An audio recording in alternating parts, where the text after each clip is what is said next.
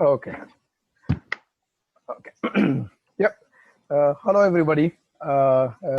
Very good morning to you all. Hope you are all safe and sound at home. Uh, this is Suresh Mani. I'm a part of ATEA Pennsylvania and Delaware chapter. As you guys know, ATEA stands for American Tamil Entrepreneur Association. நன்றி Uh, நன்றி yep. I welcome you all for today's fifth and the final session of Salesforce admin training, which was being offered by ATEA in collaboration with Softsquare. I really appreciate the time, effort, and dedication of all the organizers and as well as the attendees. And today's session would be kickstarted by Mr. Yashwant, followed by Mr. Nixon, and followed by Mr. Andy Gray. And then at some point, there will be like 3 or 4 speakers would be sharing their insights about the ATEA software and as well as the services rendered by ATEA. Mr. Balashawn, CEO of Lovren Technologies, and Mr. Parthiban Jayaraman, former COO of Department of Technology and Information, State of Delaware, and a serial entrepreneur, and Mr. Buyen Thiagarajan, Salesforce Certified Application Architect and Senior Director of HNX.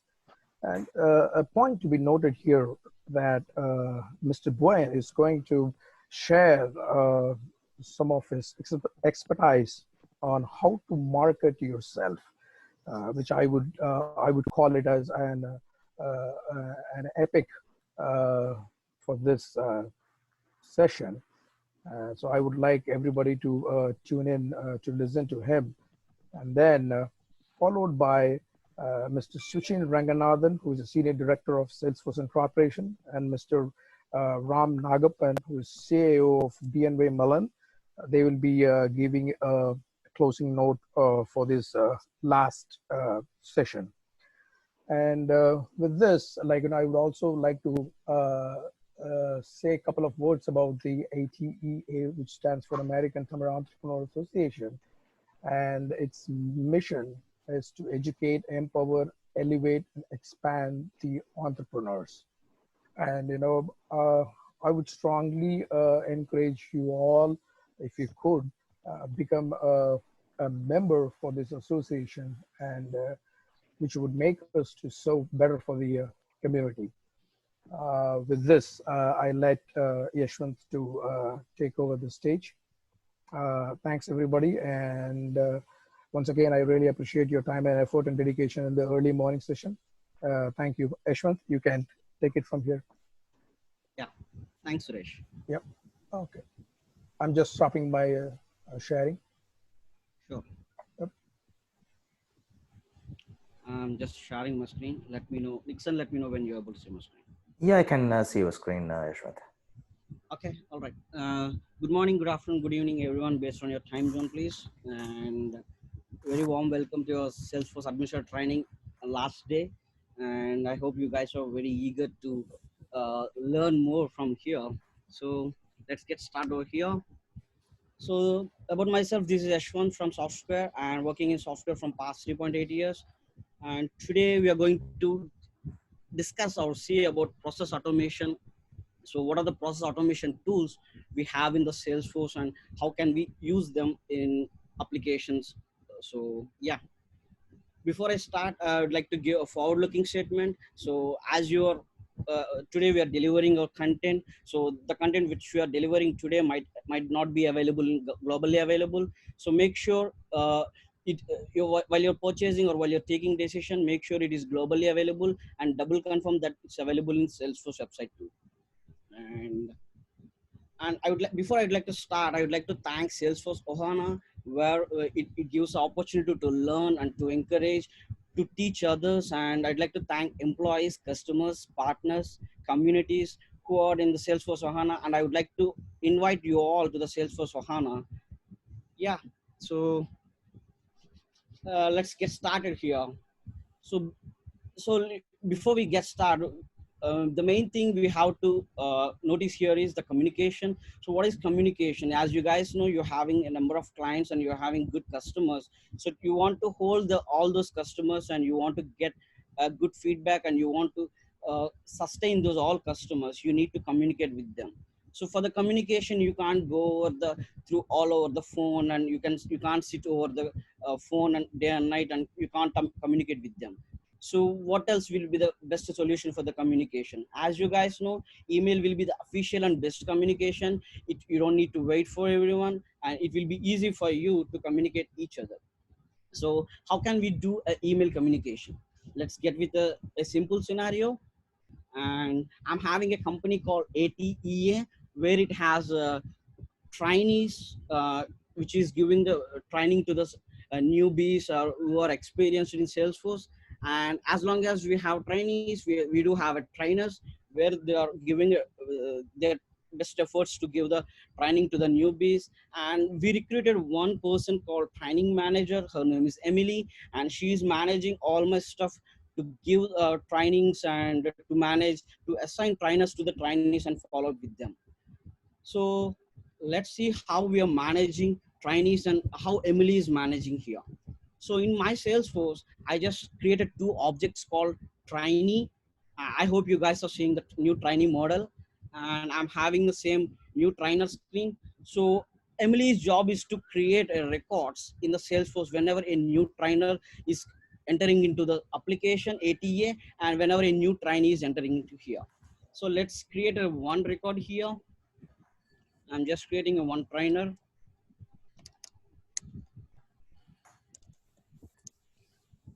And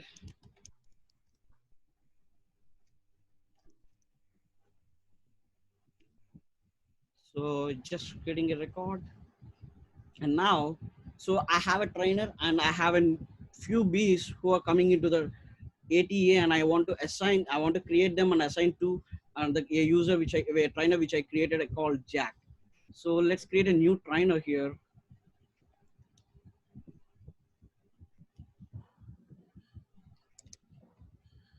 I'm just creating with Daniel Matthew, and let's give my same email. I'm just giving my email for testing purpose, and his expert levels are in the beginner. I'm just creating it now. So what I asked Emily is to, whenever a new trainee was created, ask her to send a welcome email whenever the record is created, and let them, our trainee, know you are in the application. So what Emily is doing is I just added a one standard component called activities in here, and underneath here email tab, Emily can simply go over here and can send email whenever a new trainee gets created here. So this is the new email, new trainee which I created, and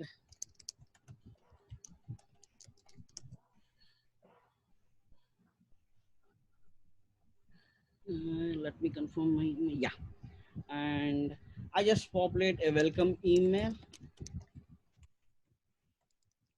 and I have a content which I already stored. I'm just copying over here. So now what Emily will simply do is she just populate the data, whatever we need to send, the template what we have, and she will be sending over here. An email will be sent over to the customer, and they will get to know that they're in the application in our ATA. If you see here, here we go. So now our Emily job is to send in a welcome email whenever new application is created. Now what happening here is, so Emily raised up a question called, Ashwin, why can't we have the same content stored in somewhere, and why can't we use the same content multiple times instead of I go on over here and copy paste the same code? Can we have something called anything where we can store as a template? So yes, we do have something called email templates in Salesforce, where you can store your all the data in a template format, and you can reuse the templates in the Salesforce. So yeah, So how can we use the email templates, and what are the types available in the email templates? So we're having 4 types of email templates, and text, HTML, and custom, and visual force. Let's get started with the text first, and then we'll see how it will go. So now what my job is, I need to create an email template in the Salesforce where I can ask Emily to select the same email template whenever she's sending an email to the new trainee. So in the setup, go to the setup, and here type classic email templates, and I'm in the same screen. I have a folder called ATEA templates, which I created for my purpose. It will be easy for us to access the emails easily from under the folder. I'm creating a new template here, and I'm choosing the template type as text. And here I'm giving a text welcome email.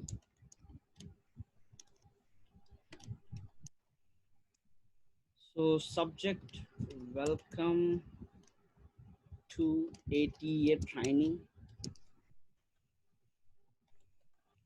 So I can paste the body what I have previously, and I can click on save. So once the email template you created and you are all done with your email, if you see here something called checkbox called available first for use. So you need to check this checkbox whenever you're done with your changes. So then only it will be available for you to create to select the same email template whenever you're sending. So now we can ask Emily to use this email template, and I'll walk through her how can we select the email template whenever another new trainee gets created. So let's create another new trainee. I'm creating under Jack.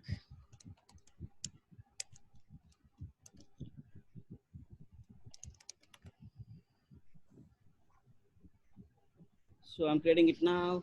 So now what I can ask Emily is just go to the email tab and populate the subject, populate the to address.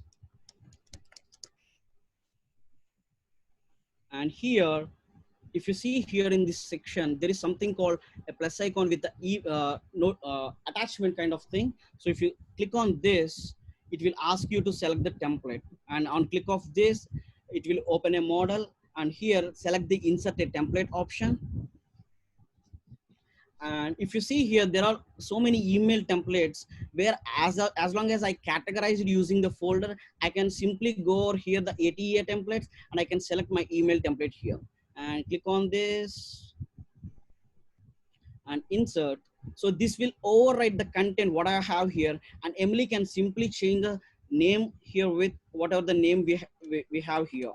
So I'm just changing with Peter Parker. So she simply send over here. So this way Emily's job makes easy instead of copy paste the content and to send it while sending an email. So here she can simply select the email template and she can go over from here itself. Now, so far we are good with the email template and how we configure the email template, and Emily's job is easy to select the email template. Now how can we, so Emily's job is like a kind of she's not satisfied with the template, so she want to make the template much more beautiful, and she want to follow the standard patterns how we have letterheads and all the stuff. So she asked the same thing to me, and I told yes, we can do the same thing as well. So we have something called classic letterheads in the Salesforce. So I'm just creating a new letterhead here from the setup, type classic letterheads, and that will show you one classic letterhead screen. And let's click on new letterhead. And as you see here, the same checkboxes also have, we do have here available for use. I'm just making this checkbox, and ATEA letterhead, I'm just making this name.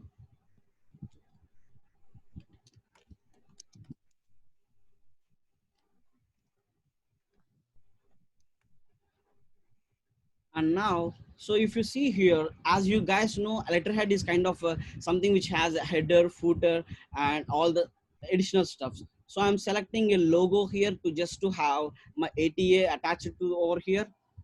So I just created one. You can simply select, if you guys have an idea on the documents in the Salesforce. If you do not have, that's good. So there is something called document object in the Salesforce, and where you can create and all documents together in one place. So I just created one document in Salesforce, and that will be available listed over here. And I'm created one Softsquare logo and ATEA logo here, and I'm selecting over here. That will give me a brand where it will be easy for the customers to identify which email it is. And I can simply, you can customize here using all the colors or whatever the color you want for the body, and as well as for the respective header and footer. I'm just simply selecting over here, and I'm saving it here, and it's available. Now what we can do is we can create another email template, and I'm creating another email template using HTML, using classic letterhead, where I can use my created letterhead here. So I'm selecting it, and I'm checking this checkbox available for use. Custom, let's make it custom HTML email template. So if you see here, there is something called classic letterhead. Whatever the letterhead you created, you can simply select over here.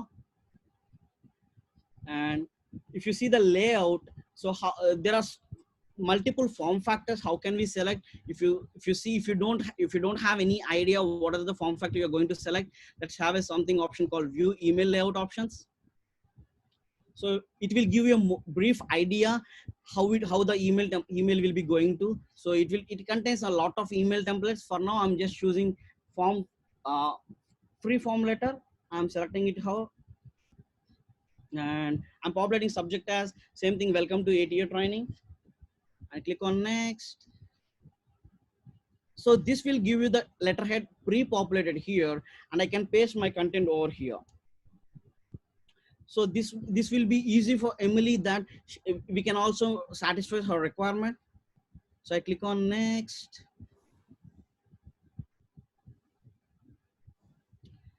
So there are two types of email templates, as you guys know. In Gmail, we have a load basic version and load HTML version. If at all your browser is not supporting, or our client browser is not supporting, we can simply also paste the text body, the plain text body, where if at all HTML version is not supported, automatically text body will be rendered over there. So for now, I'm keeping it blank and saving it here. So I can ask Emily to select the same email template when I'm sending here. So let's send another email template.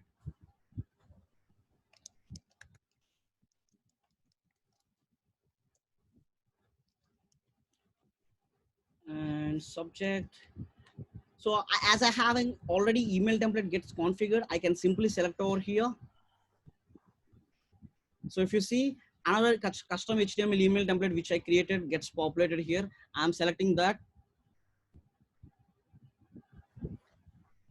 And I'm inserting this email template for right now.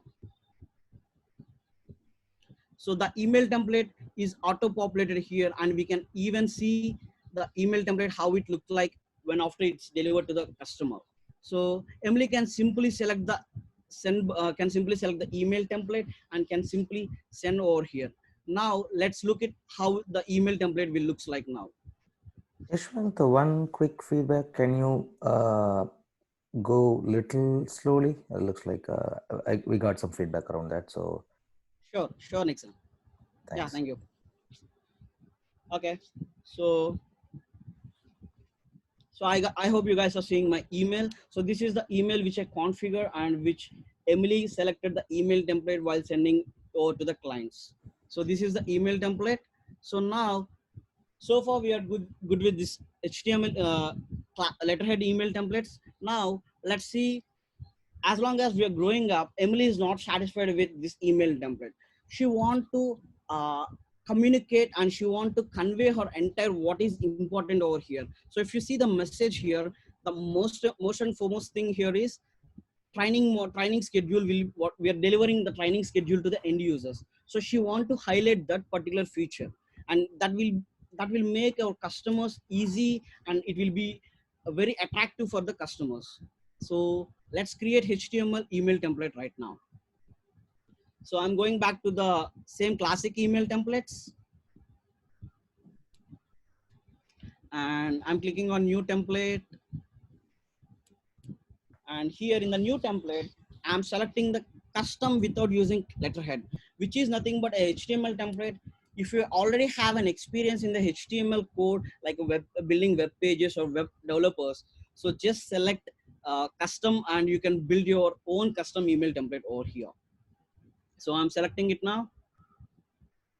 And same thing, I'm populating my email template name here. So HTML, welcome email template.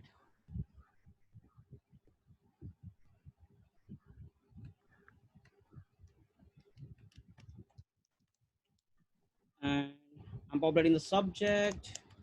Welcome to same ATEA training, and I'm clicking on next. So here, as long as you have an experience in, you have good experience in building web applications. So I just build one my content here, and let's paste over here.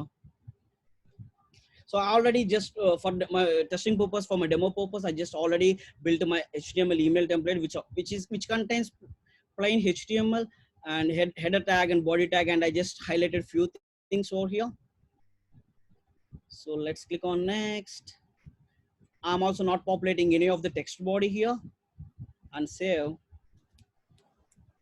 So now if you see here, it will give you an idea how it's going to be. So if you see, I highlighted my name, my client, my trainee name, which will makes it better. And I just highlighted what is main point here. And I incline with the dates, what are the schedule date we are following up. So we can ask the same Emily to select the same HTML email template, and she can easily send over the email template whenever they're creating a new trainee. So now, so far we are good with this. So what, as long as the company is growing up, what has been doing here, what has been happening here is Emily need to create each and every record, and she need to go over the trainee record, and she need to send an email over here. So here, if you see here, whenever we are selecting an email template, she need to change the name and she need to populate the name. So she asked me like this way, Ashwin, can we do with any kind of auto populate the name here? Yes, we can do that. So for that, I'm just editing the same email template, what we created for the HTML email template. I'm just editing HTML version. So in the Salesforce, there is something called merge fields. So you can simply select the fields, whatever you want to. Let's say you are currently we are sending over to the trainee. So I can select the trainee's first name and last name here, and it will be auto populated while we are sending over here. So let's see how we can select a merge fields. So if you see on the top, we have something called select field type. So I'm selecting here trainee fields, which is my object called trainee. I'm selecting trainee fields, and I need to select. So I need to concatenate my fields. So what I need to do is I need to populate first name and last name automatically, like kind of dynamically, I would say. So I'm selecting first name. So it will auto evaluate an expression where you can copy this and paste over here. So I'm pasting over here my name field, and let's select the last name too. And I'm selecting last name, and it will also populate the merge field, how it will be. And I'm selecting over here, and I paste it over here. Now I'm saving it here. So this is how it will look like. So there is also something important thing and good to know here is, so whatever the email we are sending, if at all, I'm curious to see how this first name and last name gets populated over here. So I don't need to test with my name. I know I don't need to create a record in Salesforce. I know I don't need to see over here. So I can simply go over here in the email template. There is something called send test and verify merge fields. So I can simply go over this button, and now I'm going to send this record to the, let's leave it as a recipient record blank. And if you see here, there is some two things, recipients and related to record. Currently I'm selecting this related to record under as a trainee. So let's select a trainee record which is already be created. I'm just choosing the one record which we recently created one. So let's click on OK.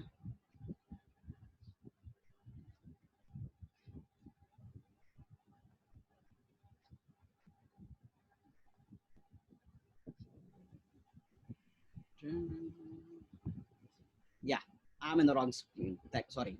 Yeah, here we go. So I selected the Peter Parker attendee, which trainee, which already I created, and it's auto pop. The name is gets auto populated over here. So this way, Emily's job is makes much more easier and pretty much straightforward. She can simply go over here and she can simply select the email template, and it will auto populate whenever a new record is created. So this makes her job very easy. So now let's get back to this. So there is something another one which I just would like to give you a brief overview here. So whenever we are creating a new email template, as I told you previously, we're having 4 types of email templates: text, HTML, custom, Visual Force. So Visual Force is something a kind of a developer kind of thing, which needs a kind of dev knowledge. So it will so just gets to know on the Visual Force thing. There is something called Visual Force, and you will get to know when you are dealing with the Visual Force pages and Visual Force components. So for now, I'm not touching this, and I don't want to give over. I don't want to overload you guys. So far we are good with the email templates. Now what happened? So our company has grown up very faster, as long as we are giving our trainers giving much more their experience, and they're giving their 100% efforts. So what happening here is, at the initial time we're having only three trainees. So as long as the company growing up, now the trainees also get increased. So what we can do? So now at the initial days we are having only 10 records, 10 trainees, and now it's been double and triple. Like kind of I'm having 400 records and 500 records. Do I need to recruit another training managers kind of Emily? So if I recruit 4 to 5 training managers, it will add me a more operational cost than automating the things. So how can we send a welcome email whenever a new record gets created? So are there any kind of things called automated tools in the Salesforce? Yes, we're having something called workflow rules, where you can automate your business use cases with using the workflow rules. So what are the workflow rules we do have in the Salesforce? Let's see over here. So workflow rule is nothing but a kind of you're doing a business logic without having any dev knowledge. It only needs a admin kind of knowledge. So what is a workflow rule? It will automate your business process. It only simply contains what are the rule criteria, when it should fire, and what it needs to do. That's it. So let's see how it look like. So how it works? So workflow rule mainly contains evaluation criteria, when this when this workflow rule should trigger, and the rule criteria on which conditions I need to trigger this workflow rule, or what are the actions workflow rule are supporting. So it's supporting creation of tasks, sending emails, sending updating fields, and sending outbound messages to the external systems. So there is something called time triggers, where you don't want to create a task, or you don't want to send an email immediately. You want to send an you want to create a record, or you want to update a field after a particular period. That's a kind of follow-up task. So for those purpose, for those kind of use cases, we can use time triggers. So let's see how the workflow work in the Salesforce. So in the setup, go to the workflow. In the setup quick find, just type the workflow rule, or you can simply go over the process automation and select the workflow rules here. So if you see here, there is something called new rule, and click on that and select the object, in which object this workflow rule should fire. So currently my use case is to send a welcome email whenever a new record gets created. So what I'm doing here is I'm just simply selecting trainee object, and next. So my rule is to send welcome email. Send welcome email. So as I show you previously, rule criteria is something. This is the evaluation criteria what we are selecting over here. So if you see, there are few options: created, and every time it's edited, created, and every time it's edited to subsequently meet criteria. So for our use case, we need to send an email whenever a new trainee gets into our application. So I'm choosing created one, and here, so to fire a workflow rule, it should not fire for each and every time. It should have some kind of criteria when it should fire. So for that, I'm selecting trainee's last name not equal to null. If the trainee last name is populated, just do this action. So I'm saving this now. And now, if you see here, as I show you previously, there are few things called actions and time triggers. So I'm choosing immediate workflow action called new email alert, where I can select my existing email easily over here. So this way, we don't need to ask Emily to each and every time to go on whenever a new trainee is created into the application. She don't need to go over there and selecting the email template. So I'm simply populating the description. Welcome email. And I'm selecting the email template, which I already configured. So I'm selecting my HTML email template. So here, who are the recipients? So if you see in my trainee object, I do store the email field of the trainee. So here in the recipient type, you can simply select multiple, you can choose multiple options. For our use case, I'm selecting the email field in the trainee option. For that, you need to select the email field in the recipient type. And that will show what are the email fields available in the trainee object. And I'm selecting over here. And I don't want to populate any additional email. If at all, in your use case, if you need to populate additional emails, you can simply populate over here. And I'm clicking on save. So now I configure my workflow rule that it will send a welcome email whenever a new trainee gets into my application. So we are not done yet. I'm clicking on done. So after you configure all your workflow actions and all the stuff, what you need to do is you need to activate the workflow. So the best thing you need to follow is whenever you're creating workflow, don't check this active flag until and unless you are having, like, after you've made all your changes and you are good with your criteria and all the stuff, just activate this workflow rule from here. So I'm activating it now. So now what happening is my workflow rule has been activated. Let's test this. So I'm going to new trainee screen and click on new trainee. And I'm selecting as my trainer as Jack and populating first name.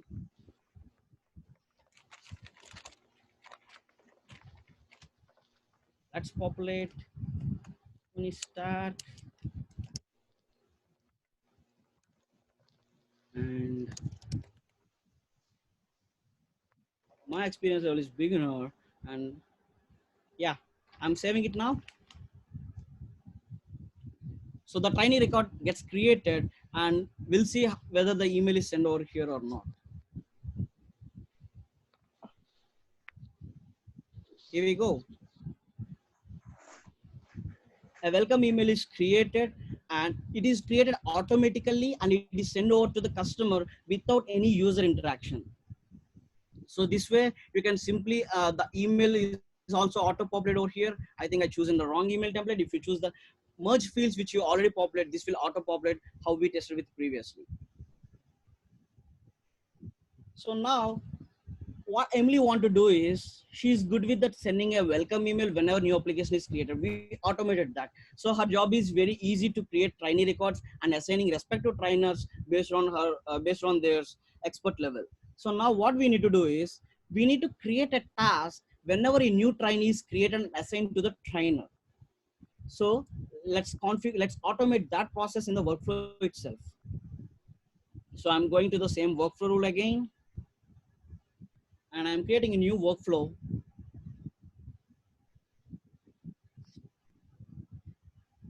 Trainee, I'm selecting the object trainee and rule name is, I need to create a task and assign over to one of my, sales rep who is following up with my trainees.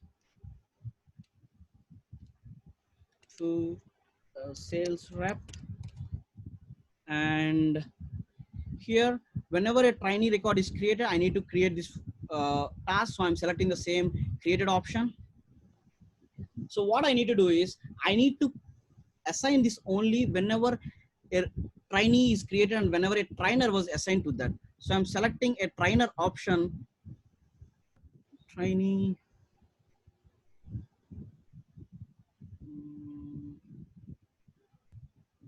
I'm selecting last name, trainee last name not equal to null, and save. I'm saving it now. So now if you do remember previously, we do choose the new email alert. Same thing here, we are selecting new task. So what we need to do is we need to assign to our sales rep. So whenever a trainee is created, it will automatically assigns to the sales rep. So I'm having here one of my sales rep here, and I'm populating follow up with new trainee. So I'm selecting due date when we need to, what is the due date of this task? Whether it has to be in the created day, after the created date, or whenever the trigger date. So we have a lot of options here. For now, I'm just choosing the rule trigger date and choosing follow-up should be within 2 days after the rule trigger date. And here I'm setting the status as normal and priority to normal. And I'm saving it now. So I'm done with this configuration of all task creation, and I'm clicking done here. And now I added all my configurations, and now I need to activate this workflow. So I'm activating it now. So now our workflow rule is activated. Let's test this. So I'm creating a new trainee, assigning to Jack.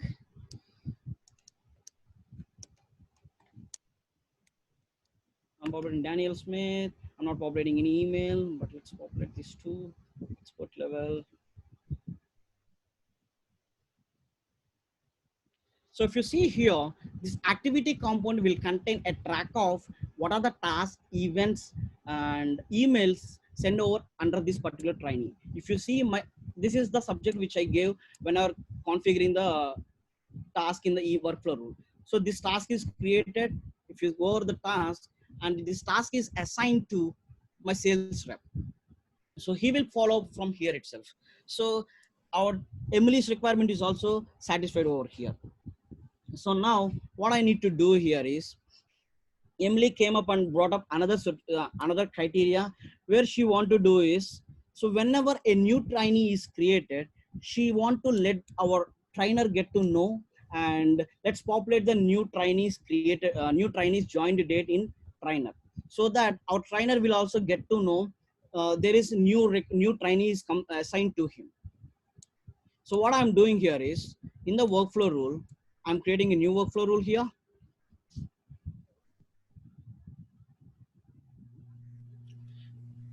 And let's not create a new workflow rule. Let's, whenever we're creating a task, so this is the workflow rule which I created already, existing one.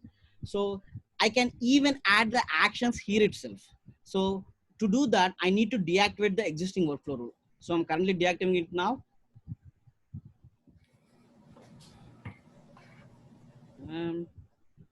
Okay, over here and add an action. So what we need to do is, whenever let's get over this use case. Whenever a trainee status was completed, set to completed, that means a trainee he has attended all the training sessions and he's completed his training. So what we need to do is we need to populate training completed date whenever a status set to completed. So this is a simple use case. I'm using the new field update here, and I'm naming it as update date joined. So if you see, my trainee object is populated here, and I'm selecting training completed date over here.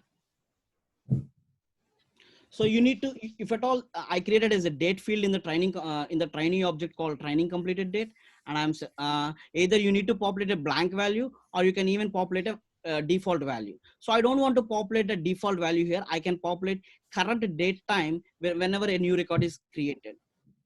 So I'm choosing, if you can even populate a field here, and you can even select a functions from over here. So I'm selecting current date time. So for that, we're having Salesforce providing us so many functions for us. So I'm selecting now function, which is inbuilt one, and which will auto populate the current date time. So I'm just checking the syntax, and I'm saving it over here. So now my workflow contains two actions. One is to create a task, and another one is to update whenever this whenever the status was completed, update the date to join. So I'm making this done, and I'm activating this. So if you remember previously, the existing workflow I did change. So the existing workflow criteria, if you see here, evaluates when a new record is created. So how come we make this, the status gets not completed whenever the record gets created? So let's deactivate and make a minor change over here. So there are two another options over here: created and every time it's edited, created and any time it's edited to subsequently meet criteria. So if you choose this option, it will automatically, every time a record is edited, this workflow rule will fire. But we don't need to do that. Whenever a value is changed, if at all I want to populate, I populate only the description. I don't need to fire this workflow. So for that, we have to choose this option. So what this option will do is, whenever a status changes from something, whenever a status is changed, so then only this, the workflow rule will get fired. So I'm saving this, and I'm activating this workflow. So let's test this, how the status is, let's make this status completed for one of the trainee, and let's see trainee join date is populated or not. So I'm going to trainees. Yeah. So I'm opening the existing trainee. So I just want to make this status to completed. Let's see whether training completed will populate or not.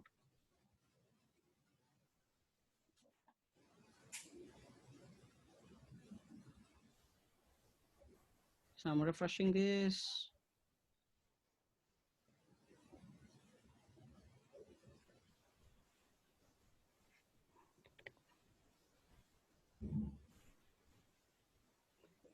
Yeah, might be something in workflow rule, but this how it will be. Whenever a record is changed, I think I may add this last name equal to, yeah. So this how it will populate the last name, training complete date over here if you configure properly. So something I got missed here. So now what we need to do is, currently we are only updating in the same object. Now I want to make change in the parent object. Let's see here. So in the parent object, I do have something called recent trainee join date. I need to populate this value whenever a trainee is recently assigned under this trainer. So for this, let's create a new workflow rule.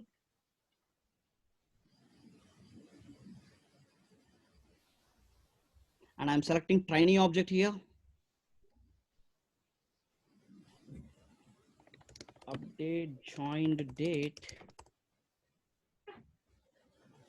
And I need to only populate this whenever a record is created only. So for now, I'm selecting last name, and last name should populate, and I'm clicking on save and next.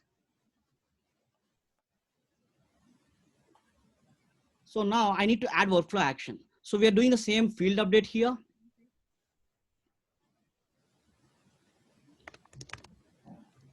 Update parent joined date. So as per the workflow rule, workflow rule will only works for updating of the same object or updating of the parent object, which has the master detail relationship, not even the lookup. So I created a lookup for the trainee to master detail for the trainer from trainee. So I'm choosing trainer here. So which field I need to populate? I need to populate recent trainee join date. So here the same thing I need to do. I need to populate the same current date time, which whenever this record is created, I need to populate the current date time. So I'm selecting the same now function. Click on save. And now I'm done with my all configurations. I click on done. So this don't need any dev experience. It should be easily configured by any of admins. So I'm activating this. So this workflow rule is activated. Now I'm creating a new trainee record and assigning it to the Jack. Before that, if you see here that Jack recent trainee join date is not yet populated, let's create a new trainee and assign to him. And Jack, I'm populating name.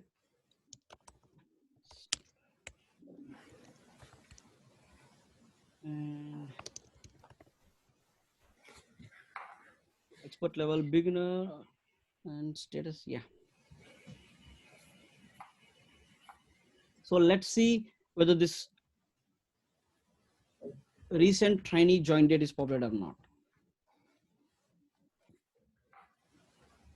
Here we go. So this way we can simply configure workflow rules itself based on our criteria so that it will be easy for the admins and we can automate our application. So far we are good with the workflow rule, and last one which is in the workflow rule is the outbound email message, outbound message.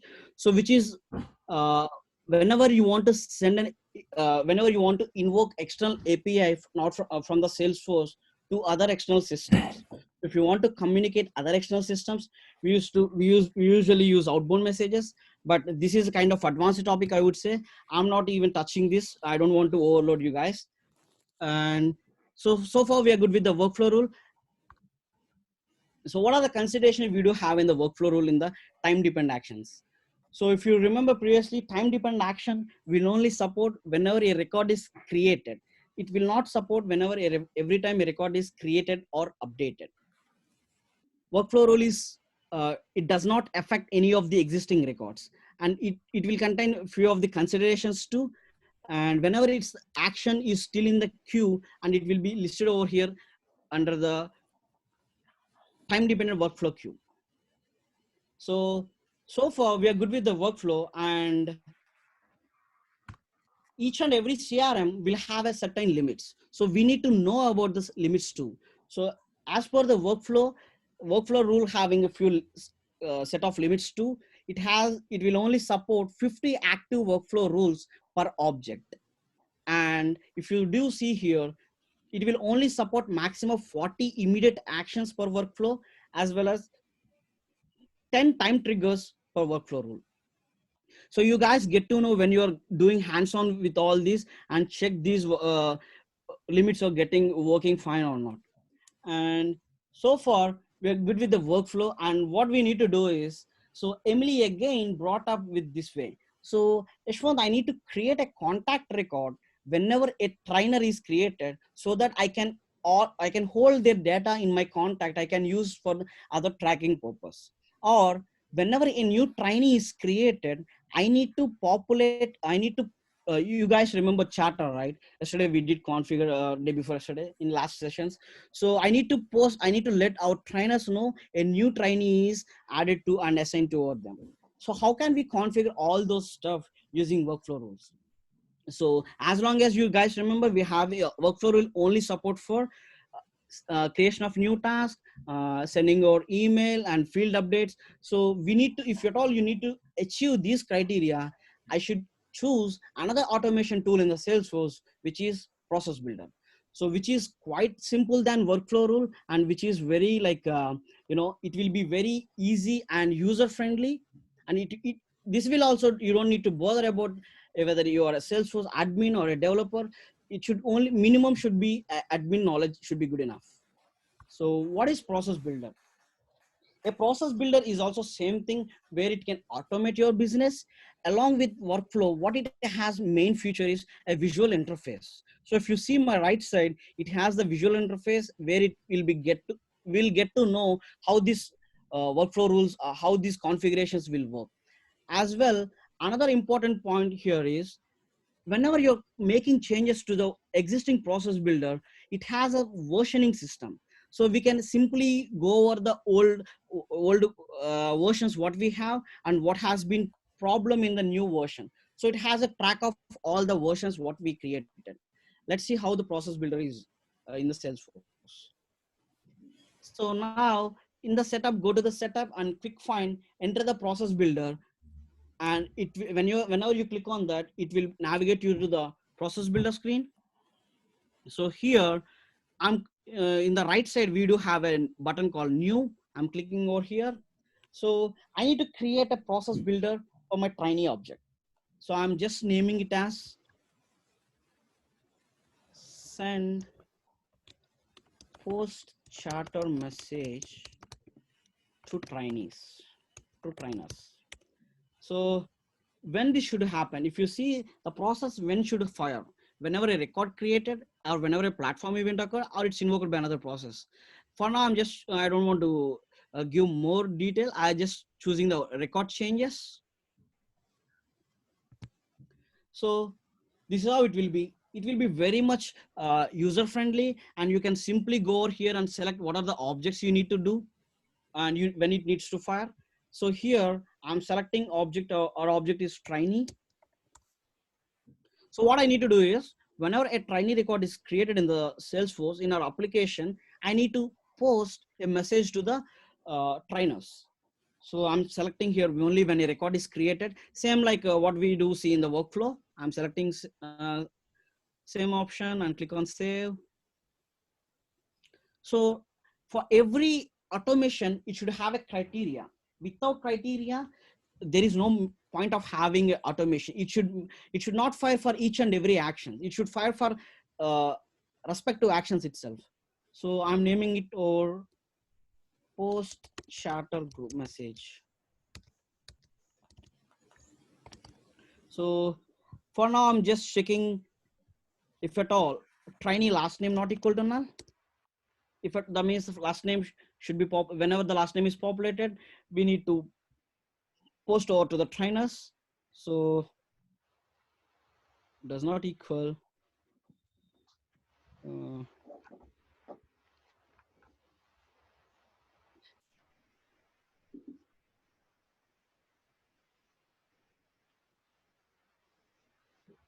I think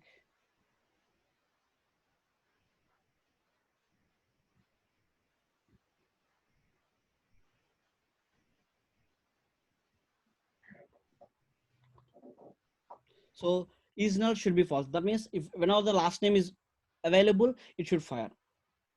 Or you can simply for now I'm just simply choosing no criteria. Just whenever a record is created, just post a message to the chatter and add action.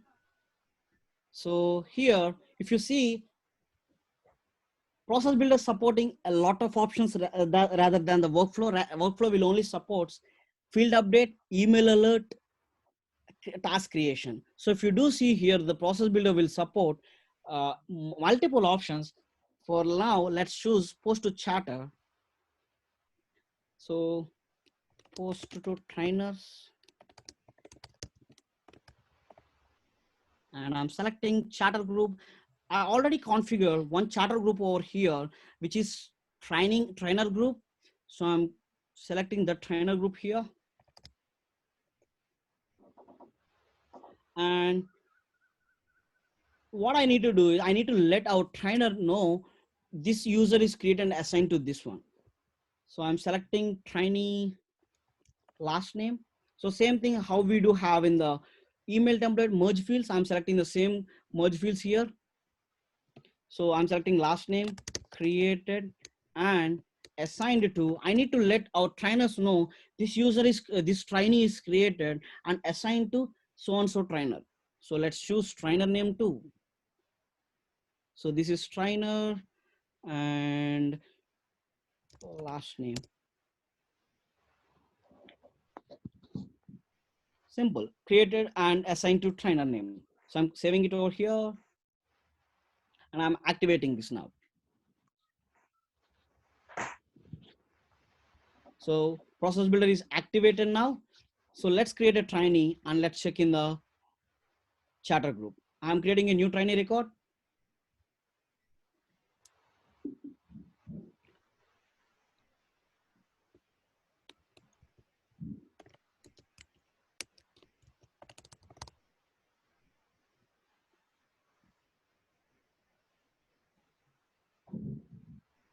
So my trainee is created and let's check in chatter.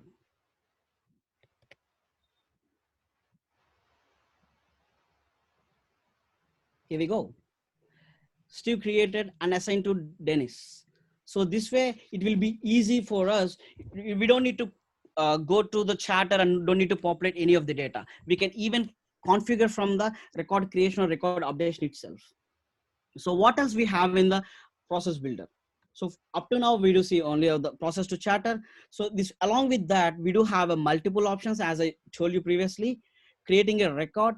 So creating a record, if you do see if you do remember in the workflow, there is no option to create a record except task creation. So here you can create any of the records despite of relationships, and you can update any of the records from parent to child as well as from child to parent. But if you remember in workflow, we can only do from child to parent, and that too it will only support master detail, not any lookup. And sending an email is the same option what we have in the workflow rule. And quick action approval process, as we already see approval process how to configure, we can also automate the approval process from here itself, and we can also launch a flow from process builder itself. So the flow, how we can launch a flow, whenever the Nixon is taking care of the flow, he will continue. And last one is Apex. So whenever you're having like whenever we have a complex logic where we can't even achieve using the automation tool, and we need to achieve that, we can develop our code all in Apex. Apex is something called a programming language where we do code in Salesforce. So we can build all our code in the Apex, and we can invoke that Apex class from the process builder itself. So now let's simply check with the one option to create a contact whenever a trainer is created. There is no relationship to the trainer as well as a contact. So let's simply check that use case. So I'm again going to the process builder from the quick find. I'm selecting the process builder. So click on new, create contact. Whenever a record changes, I need to fire this. So select object. So now what we need to do is whenever a trainer is created, we need to create a contact. So I'm selecting trainer as my object, and it should only fire whenever a record is created. And there is something called advanced. If you see here, there's something called recursion. If you check this checkbox, allow process to evaluate record multiple times in a single saved operation. Means if at all your record is creating and you're updating the same record by using any of the workflow or any of your trigger or even from the process builder, this will again recursively fires into the application. So make sure you shouldn't check this checkbox until unless it's required. So I'm saving it now. So my criteria is to create a contact. So I'm simply creating it now. Just don't need to no criteria. So here action is, if you remember, we do have multiple options. I'm selecting create a record.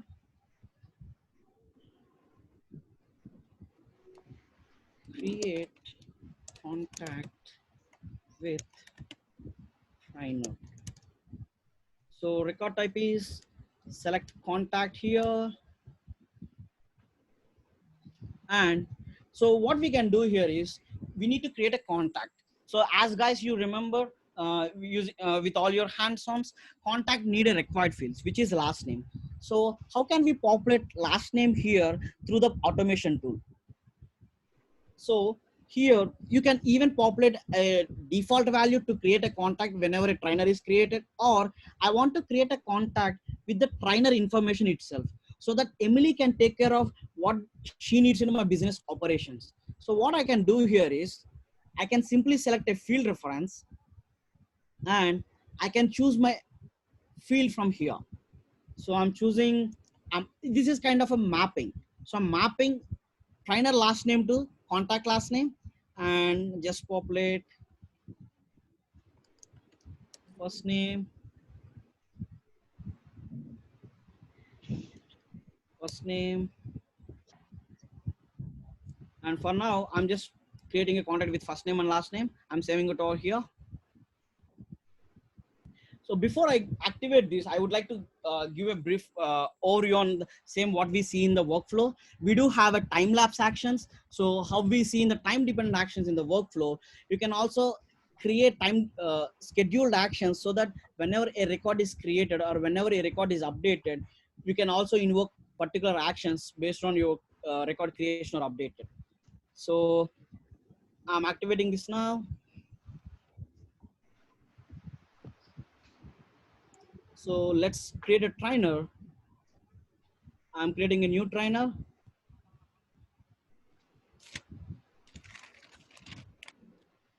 So let's populate a name, Jonathan, Steve, and I'm saving it over here. And now, as per my process builder, as per my process automation tool, a new contact should create over here. Let's check the contacts. And I'm going to the contacts. And I'm in the contact screen. Here we go. This list view, this is the record which I created. So if you see my data model, there is no relationship between to the contact and trainer. So through the process builder, you can create any record without having any relationship between the record you are going to create with the record what it's going to fire. And you can also do another thing from here is you can update in the workflow rule, we can only update the parent record which having only master detail relationship. We cannot update any of the values to the child record. But in the process builder, we can even update the child records from the parent itself. So I'm having 637. I'll just quickly show you how we can update that. So as per the best practices from the Salesforce, like let's have maximum of one process builder per object until and unless it's required, and until and unless it gets complicated, the logic, just stick with the single process builder. And I'm just changing the existing process builder, which I already created on the trainer. So as I told you previously, if at all you want to make some changes on over here, you need to deactivate this. And if at all you want to add any actions, you need to clone and you need to create a new version of the existing one. So that's why I mentioned previously, process builder will support a versioning system. So either you can create a new process or you can either create a version of the existing process. So I'm choosing the version of existing process. So in the workflow, I cannot have multiple criteria here, but in the process builder, you don't need to create multiple process builder. You can simply add respective criteria over here. So what I need to do is whenever a trainer completes his training, I need to auto complete all the trainers under over here, under over him. So this way, I don't, Emily can easily track who are the active trainers, who are the active trainees. So let's add a criteria.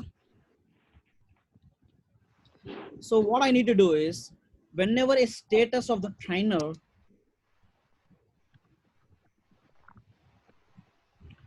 so if you see based on the data type, Salesforce renders the respective operators itself. So I'm choosing this type is pick list. I'm choosing completed status.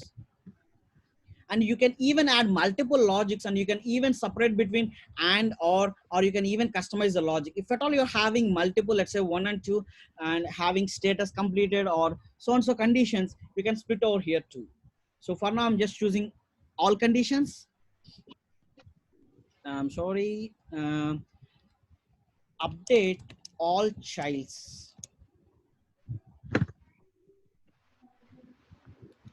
So I need to update all the at trainees or the trainer. So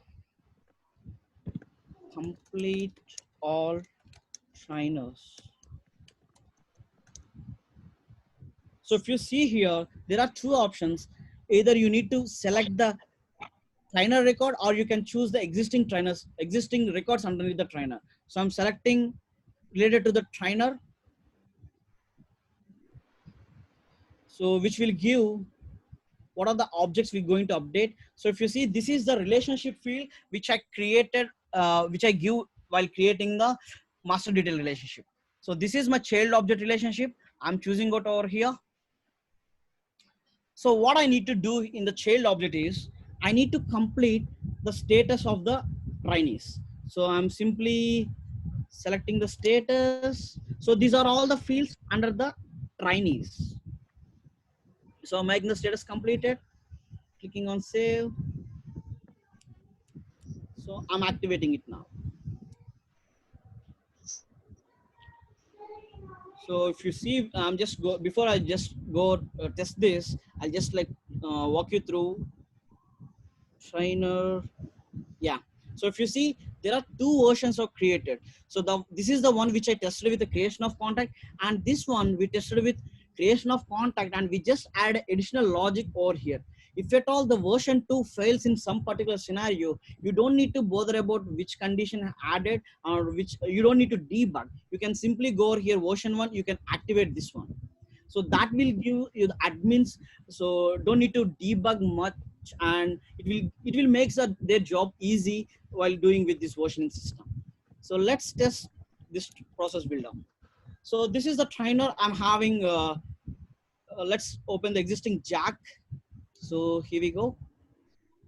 And so the current status is not started. So now I'm making this completed. So before that, I just want to open. There are 6 trainees under him. I just want to open one record just to see status of it. Its status is that's also not started. So I'm making the status completed of the trainer.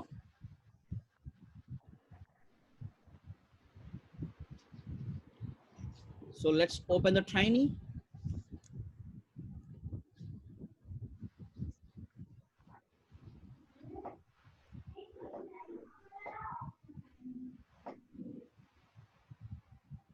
Whether this trainee is under the same trainer.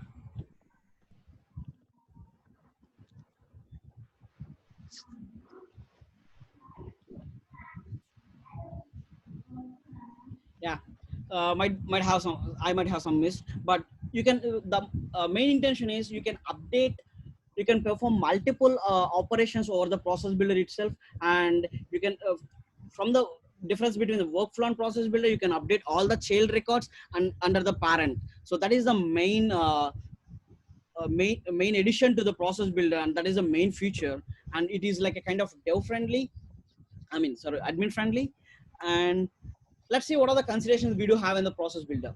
So it will not support outbound message as I mentioned earlier, but if at all to achieve that, we can even call Apex class from the process builder itself. So you can build your sending outbound logic from the Apex class itself, and it will execute in the order, what are the order you configured. And the same thing in the scheduled actions, it will only support for the record is created or edited. And the final one, let's see what are the differences between workflow and process builder.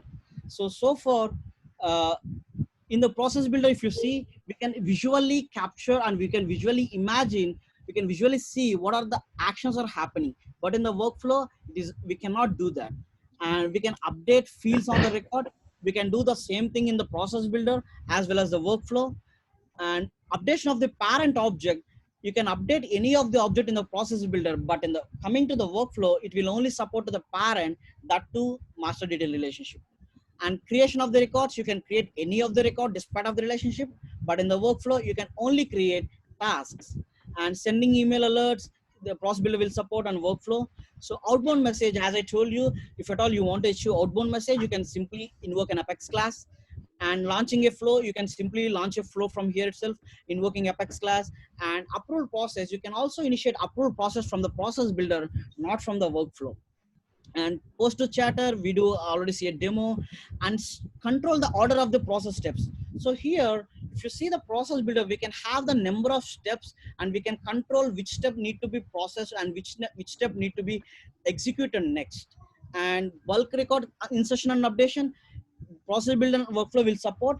But whenever you're getting hands-on and when you're having real-time experience, you will get to see how this will work. And that's it from my end. Thank you guys for listening patiently over from past 1 hour. Thank you, Yashwant. This is really helpful and awesome presentation.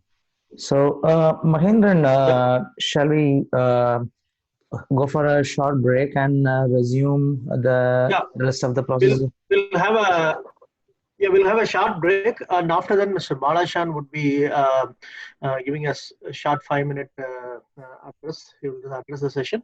So if anybody wants to talk, share some thoughts, we'll open the chat, but we'll have a 5 to 10 minutes break. After that, Mr. Balashan would be coming to talk. Yeah, now it is 9:17. Let's resume our session by 9:25. 9:20. Yeah. 9:25, which will be about 8 to 9 minutes. Okay. Sure. Okay. So Yashwant, it was a very good session.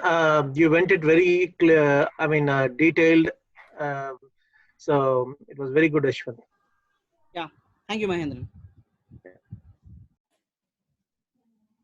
So is there anyone who wants to, Jayesh? Let me unmute you, Jayesh. You can talk. Jayesh, can you share your thought? Hey, Mahendra, thanks for organizing this, and thank you, ATEA. This is a wonderful session.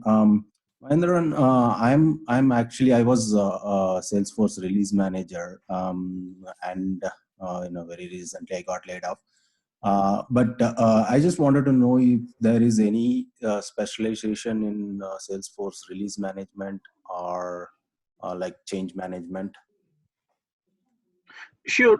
See, definitely, I think, am I talking to your name? Can you come up with your name again?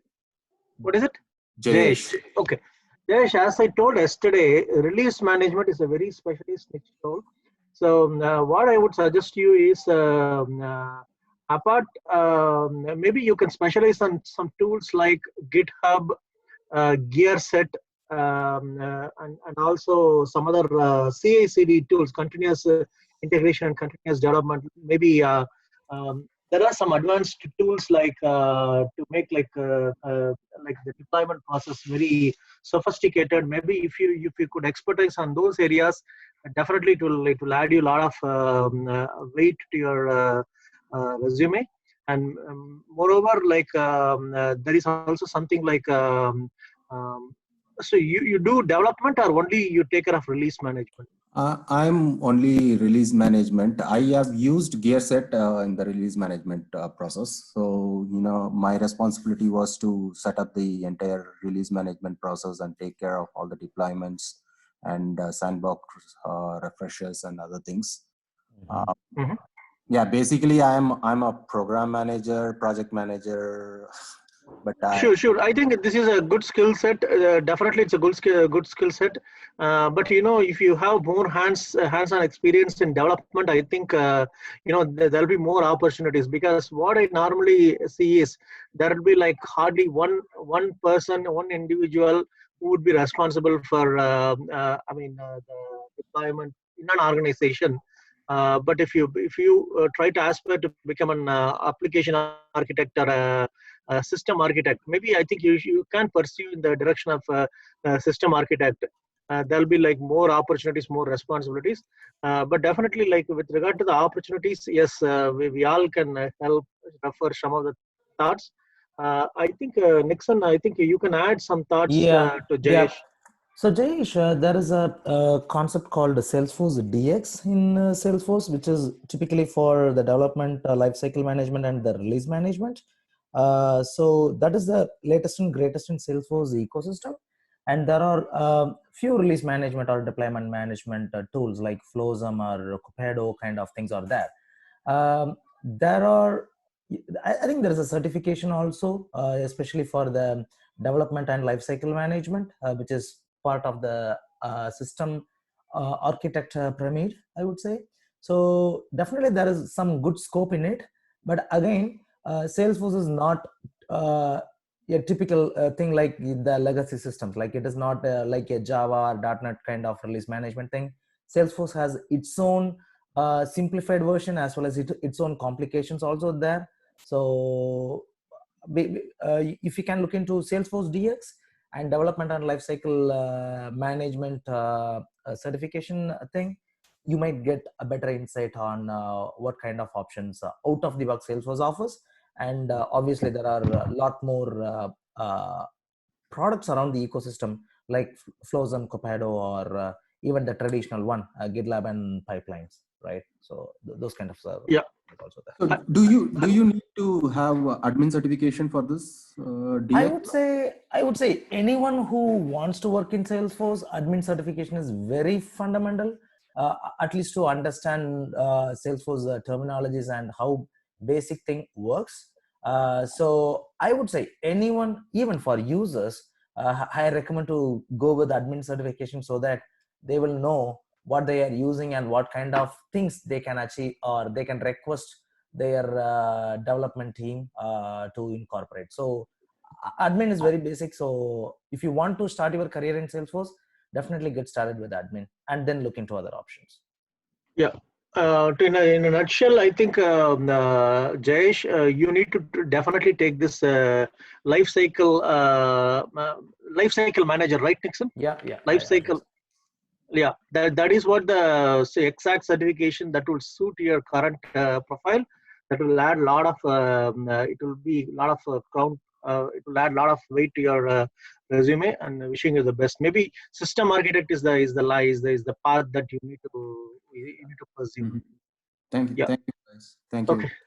Yeah. And wish you. I mean, I wish you get a job very soon. Jayesh, let me know if you need. Yeah, the certification is application. Let me show that quickly. Just 1 second. It is not going to take much time. So if you can see my screen, you see the development lifecycle and deployment designer. Design. So this is the guy we are talking about. So in the architect journey, there are two paths. One is application architect and the system architect. So these are the certificates we need for application architect, and these are the things need for system architect. But this is the one niche area you are talking about, development lifecycle and deployment designer. So you can take a look into it in trial. Sure.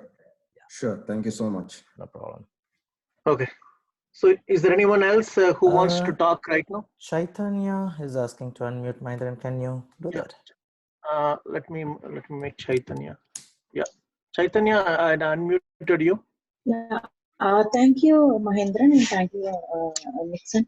Actually, I would like to, first of all, I would like to thank each and everyone. You guys are really taking lots of effort. It's not easy stuff to spend 4 hours of each day of your weekends. It's really great help to all of us. Actually, I'm a Pega developer, having 5 years of experience.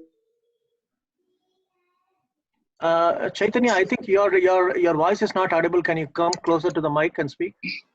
Yeah, sure, Mahendran. Can you please hear me now? Yeah. Yes. Yeah. Yeah, I'm a Pega developer. I think it is fading away.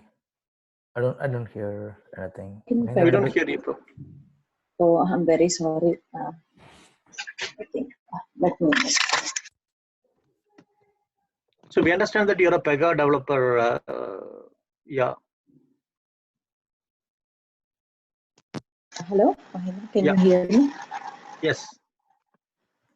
Yeah, I think I'm having some issue with my headset. Yep. Please carry on, Mahendra. Can you send your question in the chat, Chaitanya, if you don't mind? Yeah, you can type the chat. Yeah.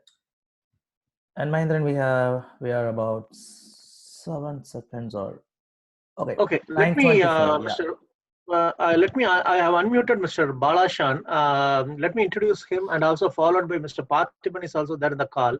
I'm unmuting both Parthiban and also Mr. Balashan. Let me just introduce both of them. I'm unmuted both of them. So let me introduce Mr. Balashan. He's the founder and CEO of Larvan Technologies. Mr. Bala is one of the ATEA Northeast Executive Committee member, and also he's a TechServe Alliance membership coordinator. So I'm actually working for Larvan Technologies as a Salesforce practice head. Larvan Technologies is a fast-growing consulting firm with 150 plus people. Mr. Balashan has been awarded as a Smart CEO by Inc. 5000 and is a continuous recipient for several years. And Larvan Technologies is also featured as a Fast 50 growing companies in New Jersey. And also wanted to thank Larvan Technologies for sponsoring one of the ATEA Salesforce workshop, which we held in Montgomery Community College earlier this year. So Bala is a continuous supporter and is a very enthusiastic. So Bala, we have unmuted you, and we wanted to share some thoughts during this tough COVID-19 situation. We are doing this ATEA Salesforce webinar training. So what do you wanted to share with all the attendees today? Thank you, Mahendran, for the nice introduction. I just go briefly about what we do, and at the end, I will see what we can help the COVID time. So basically, this is Balashan, a CEO of Larvan Technologies. Larvan is an IT consulting and technology solution provider. We are based out of Princeton, New Jersey, and we have offices in Canada as well as in India. We are currently focusing on healthcare, pharmaceutical, telecom, banking, and insurance and technology industries. And also, we serve the clients, Capgemini, DXC, Greenlight Technologies, Natix, Gen2 Funds, Montefiore Health, and United Healthcare, L'Oreal, some other few. We have multiple technology divisions to take care of the above clients. And also, we specialized in Salesforce CRM, and the division is headed by Mahendran. He has very versatile knowledge and experience. He is helping us to build this division with a lot of energy and enthusiastically. And we have a lot of opportunities in Salesforce in the recent past. And because you're all finishing the training, please let us know if you need any help in getting the job in Salesforce. And we will help you in preparing this resume, interview process, and getting the jobs. You can also contact us at jobs@larvantech.com or info@larvantech.com.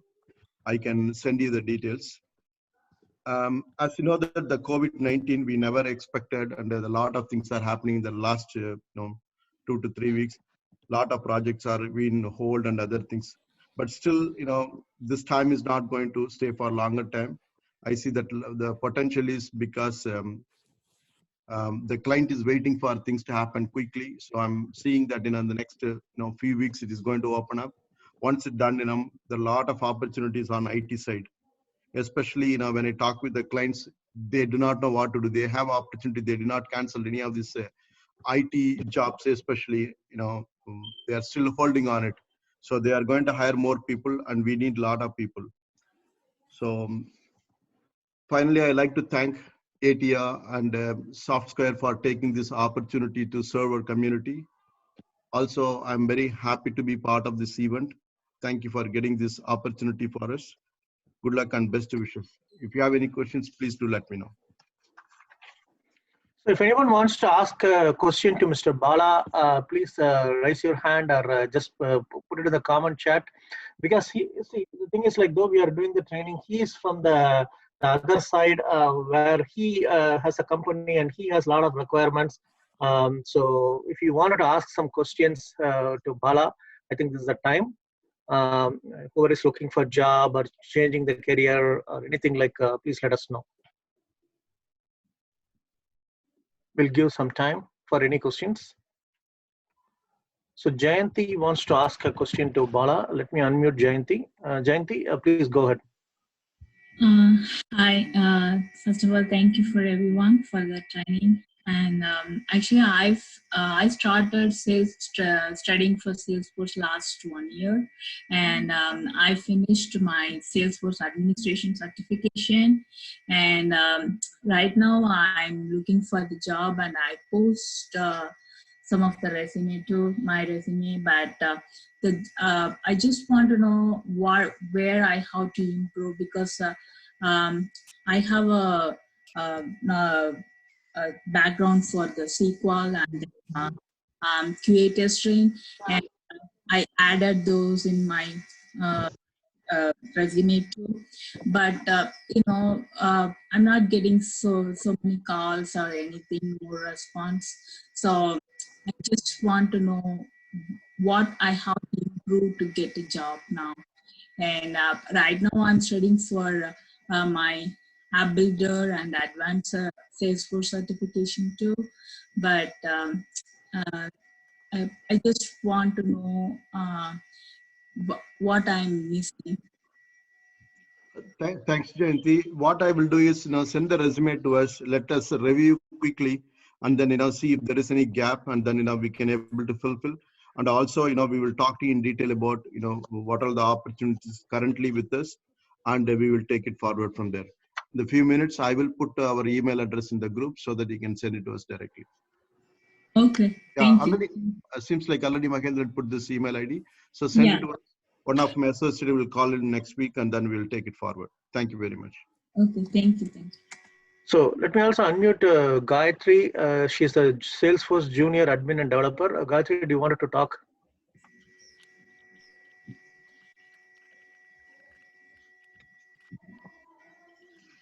Okay, so we didn't hear anything.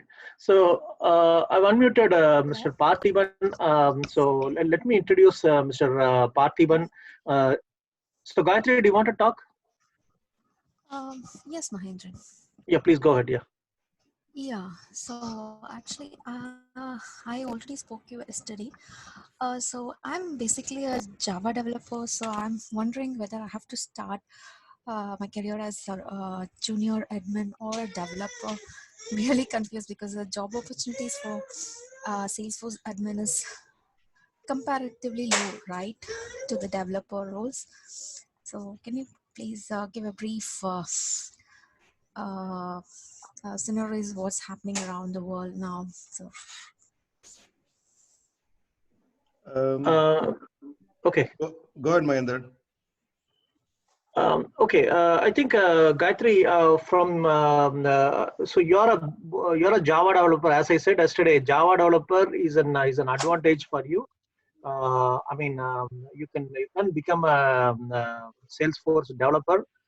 You can easily learn Apex programming language. So I wish you take both Salesforce admin and developer certification. So Trailhead is the best place for you to hone your skills. Please continue taking more badges, points, update your LinkedIn. And the other thing is you need to just make your do some sample projects if you have taken some gap. So work with some non-profits or any freelancing projects or anything. Don't be idle. Just get the practical experience. Try to do some apps. With that, you can definitely make yourself ready for the job market whenever it is open. So and also keep your certificates updated. So I think that's what I would suggest you. So you are a perfect candidate to get into Salesforce admin and development. So please, that's what I would suggest. Mahendran, Okay, thanks. and we will be in touch. And I think we are getting more and more questions. We'll have it towards the end. Let me also, I've unmuted Mr. Parthiban. I just wanted to share some few words about introduce Mr. Parthiban, and he is going to address you. So Mr. Parthiban Jayaraman is a serial entrepreneur, and he's a owner and a founder of Puzan Groups. He has multiple Dunkin' Donuts, Green Turtle Bar and Grill in Delaware area. Earlier to that, Mr. Parthiban Jayaraman, he was a chief operating officer for Delaware state government. He was heading that division. He has, I mean, he came as a student. He did like 2 masters in US. So he's a mentor for me and several people. And actually, today was a coincidence. Like we were supposed to do ATEA regional conference today, but unfortunately, because of this COVID-19, it got postponed. And Mr. Parthiban was actually the chair for the ATEA regional conference, which we were supposed to host. So he joined with us, and he wants to share a lot of some of his insights. So he worked in the government, a lot of government projects. So Mr. Parthiban, what do you wanted to share with the attendees, Salesforce attendees today? Kindly, please share your thoughts. Good morning, Mahendran. Do you hear me? Yes, yes, and you can also start your video. I have made you like you can enable your video. All right, I'll try that. Yeah, we can see you. All right. Sorry about the messy background. I wasn't prepared for the video. In any case, I want to thank Mahendran and the organizers for creating a great opportunity for rest of you all to learn Salesforce. This is a great platform. I quit the state, but we invested a lot of money in Salesforce before I left the state government job. I think I told this story in one of the sessions, but I still will repeat that. It's a quick, it's a real incident that happened. We went, the Child Family and Youth Welfare Department in the state went on a huge project, $30 million, to build a system that was from an old Java and C++, some old system. They wanted to convert everything into the newer platform. We suggested Salesforce. We got a good deal with licenses. We brought the product in. But the story behind is initially it was supposed to be built in a different technology, and the cost was about $30 million. That's what they suggested in 4-year time frame for the project. After 3 years, they still had 3,000 deficiencies, and they had already spent $23 million. They said they would need another $7 or $8 million to finish. This was Deloitte. By the way, if somebody isn't in Deloitte, don't get offended. There is also another division within Deloitte called Deloitte Digital.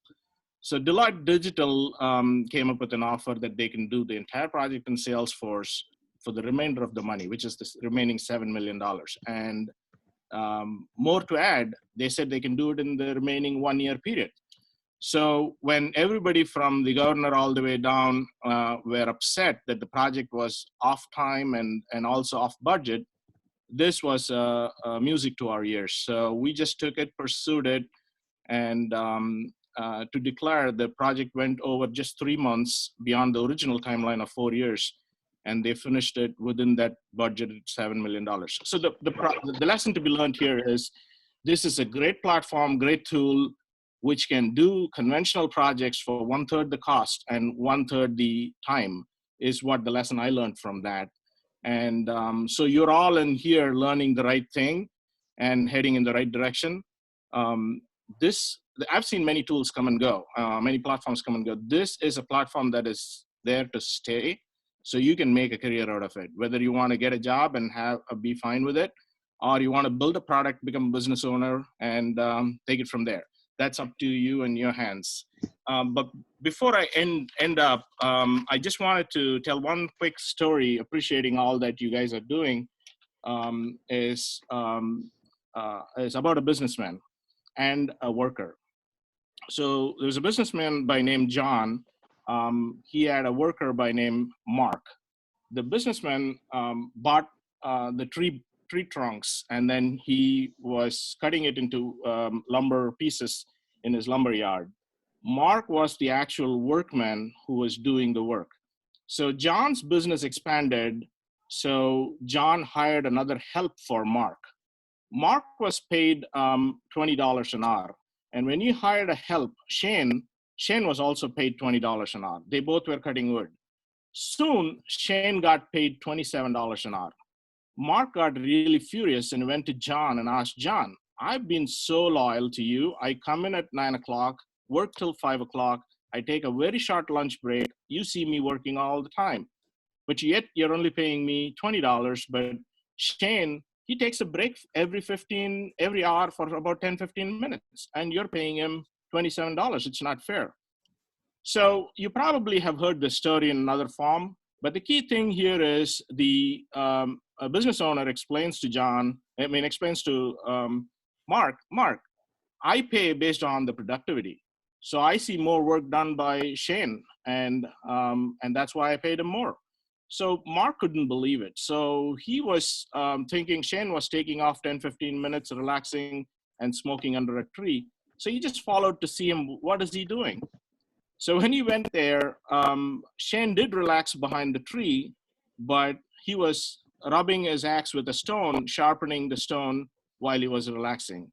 So he was resting at the same time sharpening his axe. When he came back, his axe was much sharper and was able to get more work done, and thus he increased his productivity. So the key takeaway from this is, you guys are already in this. You are sharpening your saws by sitting through these classes. You have to continue to do it, and we all have to do it. We all learn lessons, and we have to continue to upskill ourselves to survive in the future. So this is the key. I always tell this example to many of my friends and even to some of my employees. What you do from 9 to 5 matters bringing your salary paycheck. What you do after 5 o'clock and in the weekends determines your paycheck of the future. So you upgrade your skills learning in weekends and in the evenings, your paycheck is going to be much larger in the future. So with that, I'll end. If you have any questions, I'll be happy to answer. I am fortunate to have experience both in the IT area and also in general brick and mortar business, because like Mahendran said, we own several restaurants, quick service and casual dining. Yeah, thank you, Parthiban. It was a great insight, and thanks for sharing the story. I always like to hear these stories from you. So thanks for your time sharing your some of the insights to all of us. So if anyone wants to share some, ask some questions to Mr. Parthiban, this is the time. Please raise your hand.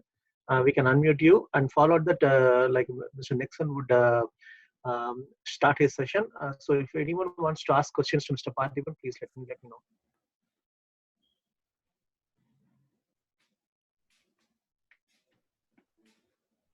So is there anyone has any other questions, any generic questions?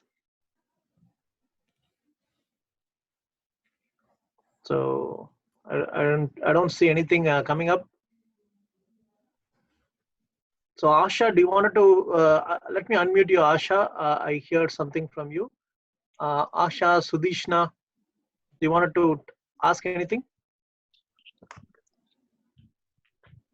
Hi, can you guys hear me? Yeah. Hi, yeah, this is Asha. First of all, I want to say really thank you so much for all this training. It's really been great help, and going through these videos. It's a lot of information and really good stuff. So I'm just starting my career in Salesforce. Actually, my current job, they just took me as a Salesforce business analyst, systems administration, both BA and systems administration.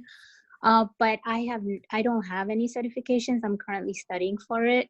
But I was just wondering, like, besides admin and developer, is there a different kind of role that I can go into? Because I'm just starting to study for Salesforce, right? So I don't want to like study admin and then developer and then figure out I like something else, want to go into different, different route, and then all this would be wasted. So I just want to make sure like I'm starting my career in the right way, right path. So any suggestions on where I can start? Sure, I can definitely tell you. You need to see as Nixon. Can you share the pyramid, Salesforce pyramid, the certification for pyramid? Yeah. So there are two routes, and first of all, you wanted to know: do you wanted to pursue development route? That's a question that you wanted to ask to yourself. Do you have passion towards coding development? That is one thing which I wanted to know from you. So what do you want to say regarding that thing? Yeah, I don't have any developer experience, and I don't know any coding. Fine. That's why I'm afraid to get into development and learn everything from scratch. No, let me tell you. See, can you share the pyramid again, Nixon? Sure. Okay. So in this pyramid, if you see, Salesforce Administrator is the entry door for everyone. That's a door that we all need to just get inside. Okay. There is two streams: application architect, system architect, and apart from that, there are several other streams as well. So first, one thing what I would suggest to everyone is, you don't need any kind of a coding knowledge in order to clear Salesforce admin certification and also app builder. These two things you can definitely clear even without knowing much of coding or anything. Don't have that hesitation. Whoever have attended this class can definitely take a certification by May 31st. So I would encourage everyone to do like another 2 weeks of self-study using Trailhead and go for certification. And next thing is for you, what I would suggest to you is, since you have started as a business analyst, if you have more passion towards like a sales, service kind of a domain, you can become a domain consultant, so that you can hone your business analyst skills. So there is two certifications, like Sales Cloud certification and also Service Cloud certification. That is one thing which you can do. You need to do more of talking, managing, all such kind of a business analyst stuff. If you see here, there are around 9 certifications with regard to business analyst. It's like regarding, they are the first the people to get the requirement from the business owners, and they would translate and give it as a system requirements to the developers and everyone, you know. So there are several streams. Even myself, being in Salesforce for 10 years, I'm not jack of all trades. I have confined myself towards Force.com platform developer. I am pursuing only application architect. So I'm not even looking into data architect as of now. And there are a lot of other things like Nixon. He's gone into more of CPQ, all those things. Even I know only like bit of something in the CPQ. So for me, there's a lot more to learn in Salesforce. For example, Einstein Analytics, I got really impressed with what Kanmani have shown. That's really, really very niche area. After this COVID-19, the most high demand skill set is really, it's only like analytics. So I would suggest you, these are the 9 certifications that you can pursue. Get the admin certification first, then go for Salesforce Sales Cloud Consultant. I think that's what I would suggest you. Yeah, Asha, long story short, like administrator is basic. If you want to start your career in Salesforce, get administrator certification first. And based on which role you prefer, like if you want to be a consultant, like for most of these consultant certificates, administrator is a prerequisite. So you can go with that, or if you just want to stick with this administrator thing, you can do few more certifications. So I highly recommend to take a look into this particular page. You can go to salesforce.trailhead.com and certifications, and you can choose your role and choose with whichever path you prefer to. And this is a self-explanatory page mostly. Wow, this is really good. Good thank you. And yeah, sure. Yeah, I mean, currently and thank you, Mr. Parthiban. I think it was a sure. Yeah, please go ahead. Oh, I was just saying, yeah, currently my role that I am working as a sales side and a little bit of service side, and I did a little bit of CPQ. So I have a little bit, I have like good knowledge of all 3. So that I forgot about that point. So that's a good route to go into. So yeah, thank you so much for the info. Sure. See, one more thing, I want to share my own personal thing. Though I started 2011 in Salesforce, I was comfortable in my job at Comcast. I never had any pressure to take certifications. I was a bit lazy, and I had a fear, like most of you, like examination fear, so I was keep on postponing. That was one mistake. I think I should not have done that thing. I should have done because those times Salesforce certifications were very easy. You could have taken multiple things, and I could have updated. I took the certification very late. I just only like last 3 years I got the interest of doing, and I completed quickly like 3-4 certifications. So don't have that fear. Even if you fail, I failed in one of the developer 2 certifications at least like 2 times. So not even Mr. Boyan is also going to share his journey. So don't worry about all these things. Go for certification. I think that is the only thing it is going to really speak about. It's going to add a lot of value to your resume. Just go for the certification. Don't have any hesitation. I think that's what I would say. So I think the time is 9. Yeah. Yeah. Next one. We are losing a lot of time here. Like Yeah. Sure. we have about 90 minutes content at least on the technical. Sure. Yeah. Next one, I would like thank Parthiban. I think now you can start your session. Next. Yep. Thanks everyone, and welcome back, and thanks for all your questions and patience. Yeah, let's get started. So this session is going to be a continuation of what Yashwant has delivered this morning. So he has covered workflow rules and process builders. And what next, right? Salesforce is a continuously evolving platform, and I started my career in 2010, and at that time, only automation options we had at that time is like workflow rule, approval process, and validation rules, and that's it. Later in 2015 or 16 time frame, Salesforce introduced a process builder, which is even more powerful than workflows. As Yashwant explained, it's a clear winner for various other new features. For example, later in 2012 or 13, Chatter got evolved, and workflow rule doesn't care anything about Chatter, but the process builder does. So since Salesforce is adding more features into their platform, they continuously evolve all the automation rules, and now the latest and greatest is the flow builder. So the flow builder is nothing other than a nice visualized builder which can even do more than workflow rules and process builder. Let's get into a deep dive. And people who are joining new in today's session, I'm Nixon, working as a solution architect in Softsquare. So a general forward-looking statement: if you are a customer and would like to buy anything from Salesforce, please make the decision based on the products available in the market. Certain features we are demoing here might be a pilot feature which is not generally available yet. And thank you again for joining today's session, and the people who helped behind the screen to set up this demo and working on slides. Thank you again, everyone, as a Salesforce Vahana member. So again, Flow Builder. Let's get a little more deeper into that. So what is Flow Builder? Basically, it is a declarative process automation, basically no code or low code solution, and you can do a lot of things using click-through things, and you can build guided visual experience.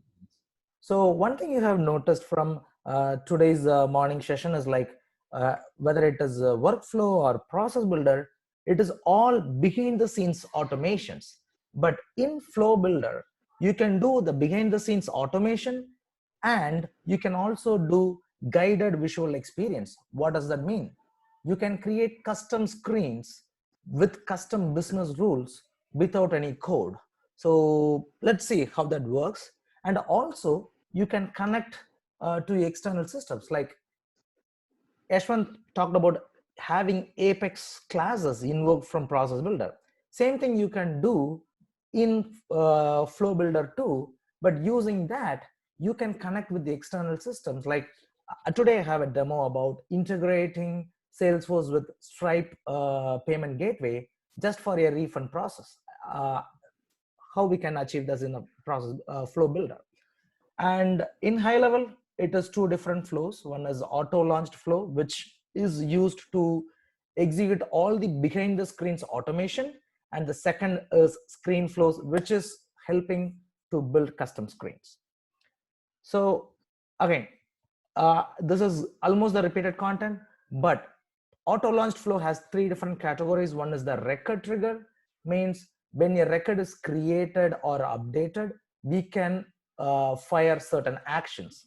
If you compare this particular record trigger with your workflow or process builder, it is almost the same, because when we create workflow rule, we have chosen like when we should fire, the evaluation criteria, like is it only on creation or create and edit or subsequently met criteria. And same thing for the process builder. And again, same thing on the auto launched flows. The second one is lightning scheduler flows. This feature is not there in workflow or process builder.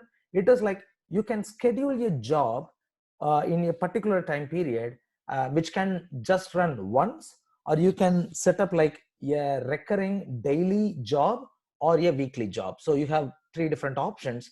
Like typically what we do is, like in our past 8-9 years of experience in the Salesforce, we typically write scheduled Apex class and do the business rules using Apex code.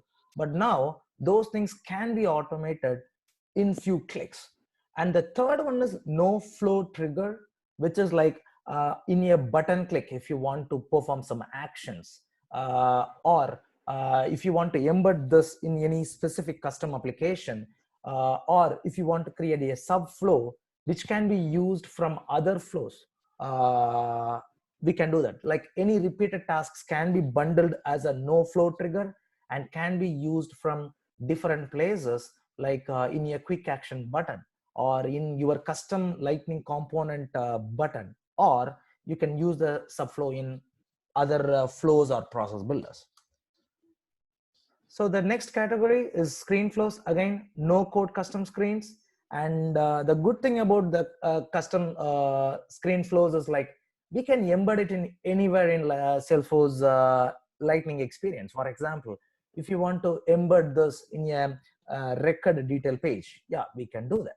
If you want to embed this in your custom application built using lightning component or visual force pages, you can do that. Or if you want to invoke the screen in a button click, yeah, we can definitely do that.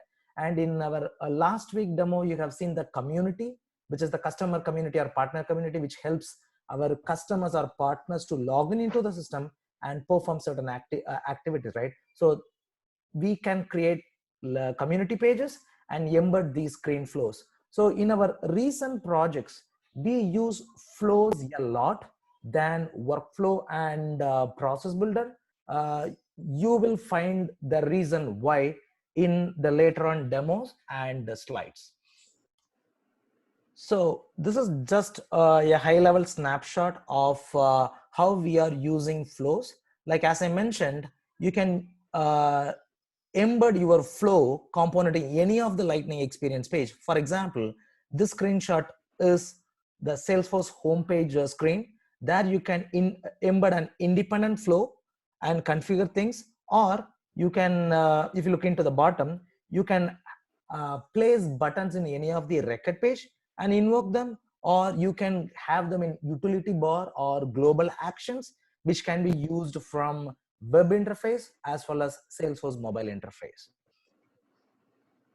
So again, we were talking like this is this particular process automation tool has a graphical user interface similar to process builder, but it is more than that. So in process builder, if you recall that particular screen, it is like if else, more than one if else kind of scenarios, like if condition X met, do this real time or time based action, else if the next condition, and do actions like that. So it is more like if and else if kind of automation rule. But in flow builder, it is more than that. As you can see, typically we do the flow chart like this, right? So by having such a similar interface, you can automate things. So as a business analyst or admin, if you want to communicate certain requirements to your development team or your admin team, what you do, you develop a document, you put as a flow chart, and you mention all the boundary conditions and give it to them to build the business rules for you. But by having this tool, you can do things by your own click through things. And I can show some demo which I have consumed less than 2 hours to automate 3 different business rules. So this is the console or canvas you can see in the flow builder screen. And in the left side, you see the toolbox, right? So here you see screens, action and subflow, which all are the interactions between the end user and with other flows. And the logic is very simple. It is very self-explanatory. Like when we say decision, if you are if you have some IT background or developer background, or even if you know how to write pseudocode, it is similar to the if and else of statement. And the loop is nothing other than a for loop. So in this example, you can see initially we are getting records, which is accessing data, and by having some conditions, it is navigating to different screen elements. And we also have some for loop statements to iterate records from first to last, and then execute certain things in the end of the loop. So it is nothing more than a pseudocode you typically develop and share with your developers or junior admin people to execute. So let's see some demo. I will show you the demo first and then walk you through the flow setup, how I have done that. So I have a simple business rule, like if any of my lead gets created with country with US or Canada, I want to set lead rating as hot. And if the lead is created from other geography, like other than North American geography, I would like to set the lead status as whatever user set. I don't want to override anything on that. So this is a very simple business rule. This can be done using workflow rule or process builder too. I'm going to show the same use case here because there are a few reasons why.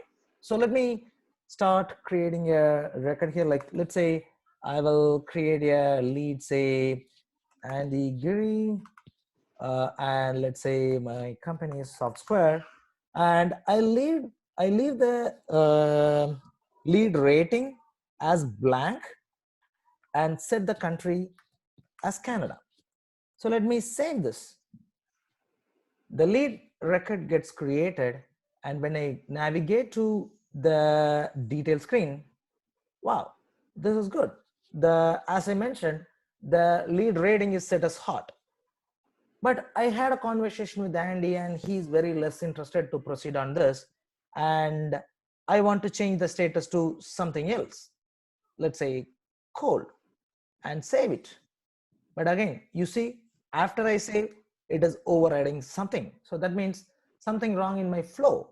So let me go to my flow and see what I have configured earlier. So currently the version 1 of the flow is currently activated. So let me open that.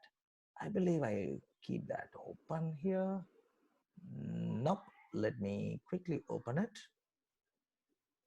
Oops. Open this guy. And as you can see, I just have a start element, a decision element, and an assignment element. So let me open up my start element, what I have configured there. I have configured, okay, this should fire on new or updated records. So if you recall the previous slide, we have 3 different options in the automated flow, right? One is fire when the new or updated records, or fire when as a scheduled job, or no flow trigger, just consume it from a quick action or some other component. So looks like I have selected this option correct. I want to do it only when the record is created or updated. And especially I mentioned it should fire on, actually it was like this. So when the record is created or updated. So fine, I think the start criteria looks good for me. So what is the next problem here? So here, this is my condition or the decision statement I have. Like I'm defining my primary countries, like I'm having all my conditions like record equals USA or the different variations user typically enter, and same thing for Canada. But what is wrong in that? I don't know. So even when I come to assignment, you see here, it is properly set the rating equals hot. But by recalling what is missing when I compare to my process builder or workflow, The one thing I have missed here completely is on update scenario, instead of checking whether the particular field value is changed or not, I'm blindly firing this update all the time. So this means it is satisfying the third criteria in my workflow rule, like execute on every create and edit action. So I want to change this. I want to fine tune this to make sure it is working as expected. So let me go back to my flow and see my revised flow for this particular one. Say the entry criteria I have, no change, nothing at all. It is very clear. It is firing on new and updated, and I have the same thing on when the launch, when to launch the flow.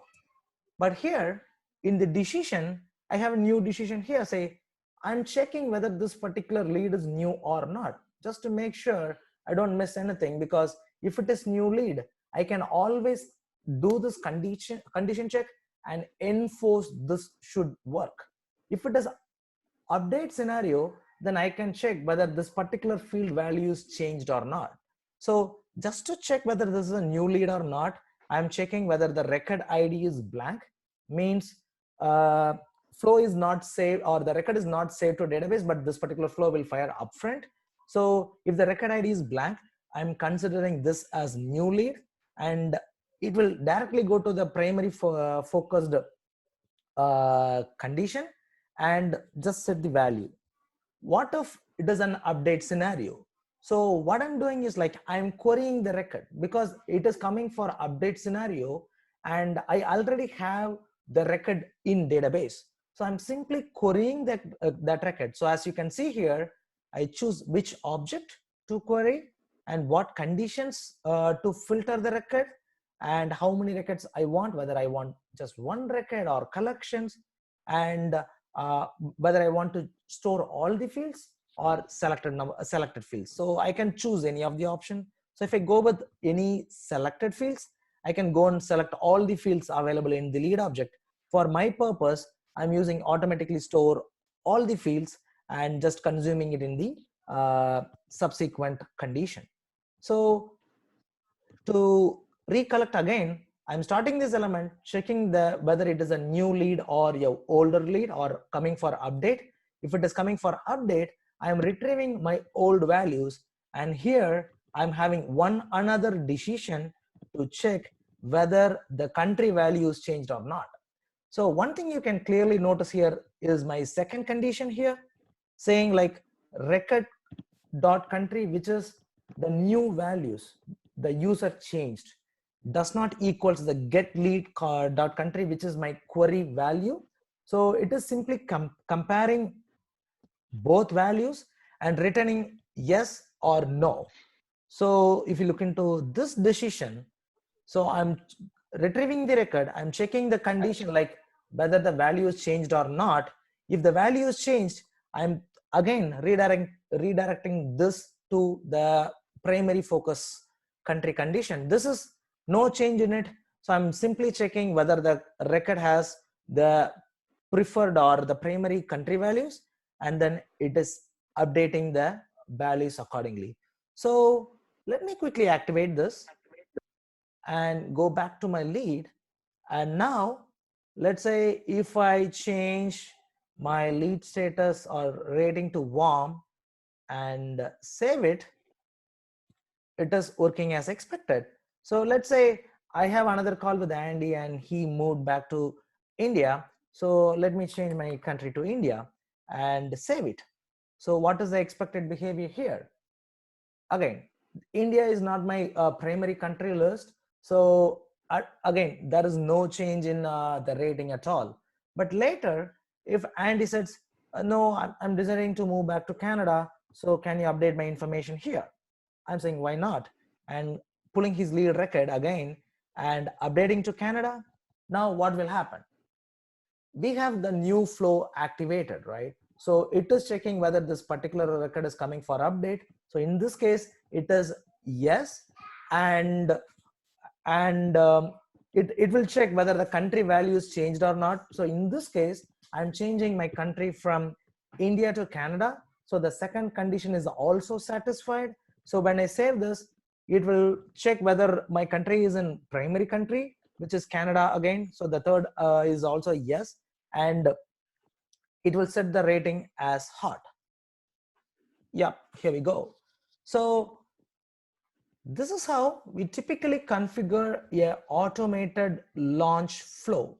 But if you, there are some good and good takeaways here. Like, this is an easy to configure tool, but we can easily screw it up. For example, if you don't have necessary conditions in place, we can easily introduce a lot of problems to the business automation rules. And this is not just for flows, even for process builders, that is the case. So always do necessary condition checks upfront before you do any value assignment and update records. So that is a key takeaway from this particular simple business automation rule. And one more thing I want to show before I move on to the next one is, like, I have used few variables. So if you look into the manager side of it, I am using this assignment attribute, right? And few decisions, and even a few more variables. Like, I can go and see where I'm using this record variable. So if you have some development background, flow will be a cakewalk for you. For example, you will use variables, you will use collections, you will use condition statements as you typically use in any of your triggers or any of your controllers or classes. So, but for just pure admin only or BA people, if you write pseudocode, you can definitely write effective and optimized flows in few button clicks. So let me move to my next demo. So now the second use case I have, okay, the second use case I have here is, like, I have an account. Mahendran, sorry, I'm getting some noise. I'm muting you. So the second use case I have here is, like, I have an account which has n number of contacts. I want to update few contact information, but I want to review all the contacts underneath my account and update it. It sounds like a simple use case, but assume you have 5 or 10 different contacts in your in one of the account. So how many clicks you will go through? Like, you will come to account, you will open this contact, it takes a time to load, then you click this and click edit, and you update this information and save, and then go back to account and go to the contact related list again, and you will do some modification. This is one long way of doing it. The other way is, like, okay, I have the related list here, I can go to this view all to see all the contacts. Okay, this is well and good. Okay, in this drop down I can click edit and save things, and close this and edit, save things. So again, this is optimizing few steps, but again, it involves a lot of click-throughs. So as administrator or business analyst, I want to say, okay, I think using visual flow, I can optimize this very much. For example, I have a quick action here, which will invoke a simple visual flow and render all my contacts like a wizard. So I click this. So currently I have about 2 contacts, right? So let's say this is my contact 1. Okay, this looks good, but looks like my email ID is invalid. So I'm changing it. And even the phone, I'm just changing my number. Thus, I click next. It renders the next contact. Okay, this is time saver. And I see, okay, there is an issue in my last name, and even I want to do some correction in my email and phone number, and hit next. So currently I have just 2 contacts. So simply it will update records. But as you can see in the backside of my screen, or I can quickly close this and show. So you see all my contacts having some junk information appended to it for demo purpose. And just to add some flavor to the demo, let me add one more contact. Let's say I would like to add Yashwant because he did a wonderful demo today, and I don't have his email and phone number added here. So let me save this contact. Okay, now I have 3. So let me launch my flow again. So I have a query condition, say, show the contacts descending by last created date or recently created date. So I see Yashwant information upfront here. So I can add Yashwant at, sorry for my typo, Softsquare.biz. I keep getting typo here. And I want to replace his mobile number, like hit next. And again, earlier I have not saved anything, so I'm still getting the error having values.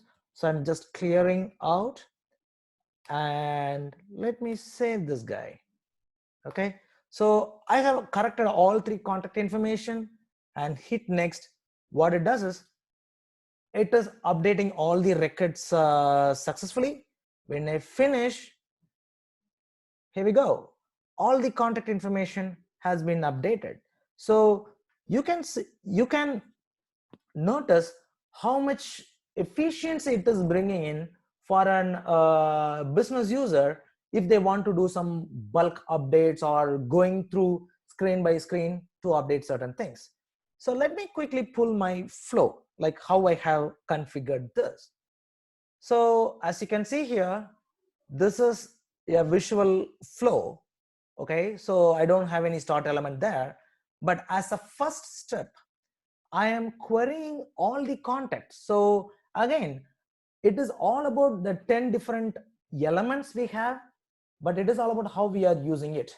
So first, I'm querying all the contacts, and as I mentioned, this particular button is placed in account detail page. So the record ID I will get as an input context is account ID, but I'm querying contact object, and you see the descending order I used by created date. So that is why when I create Yashwant's contact, it came first in that particular order. And I want to query all the records, no other filters I have added. But if I want to add more filters, for example, if I want to set like email, email is null, then just display, then I can add that too. Like using, by having just this one condition, I can apply that filter. So it is not limited to this. You can add n number of filters based on your custom fields and standard fields. And you can also do the and or combination. Like I think team has shown that before. So I don't want to deep dive into it by considering the time frame, but you can query records. And in this case, what I'm doing is like I'm querying all the records and storing the value in get account variable. So in the next looping statement, I'm simply iterating all the contacts I have queried. So in this case, I have queried about 3 contacts, right? So this case, each contact will be go through this iteration cycle, and you can see here in which direction it should go. And before that, which variable you would like to iterate, which is the get contacts we just queried, and you want to go from first to last or last to first. So this is nothing more than your for loop statement. And when you do that, you typically assign a single record variable, right? Then only you can perform operations on that particular record. So I'm just creating another variable, say loop contact variable.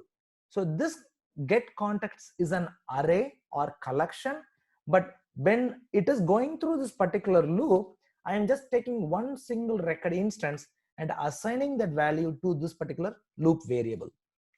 So here for each item, what I'm doing is I'm displaying something in the screen content or screen context.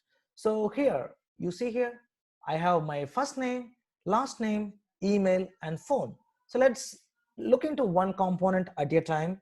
So you can see I give a label for my reference, I give an API name, and this is the default value. Like when I am launching that screen, it is pre-populating value from my actual contact, right? So in the beginning of the loop, I have assigned a loop variable called loop contact variable, and I'm just pre-populating whatever value it has in the first name field.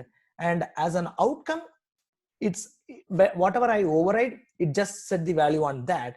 So no worries on that. Same thing for the last name. So only difference you see here is the default value and different API name.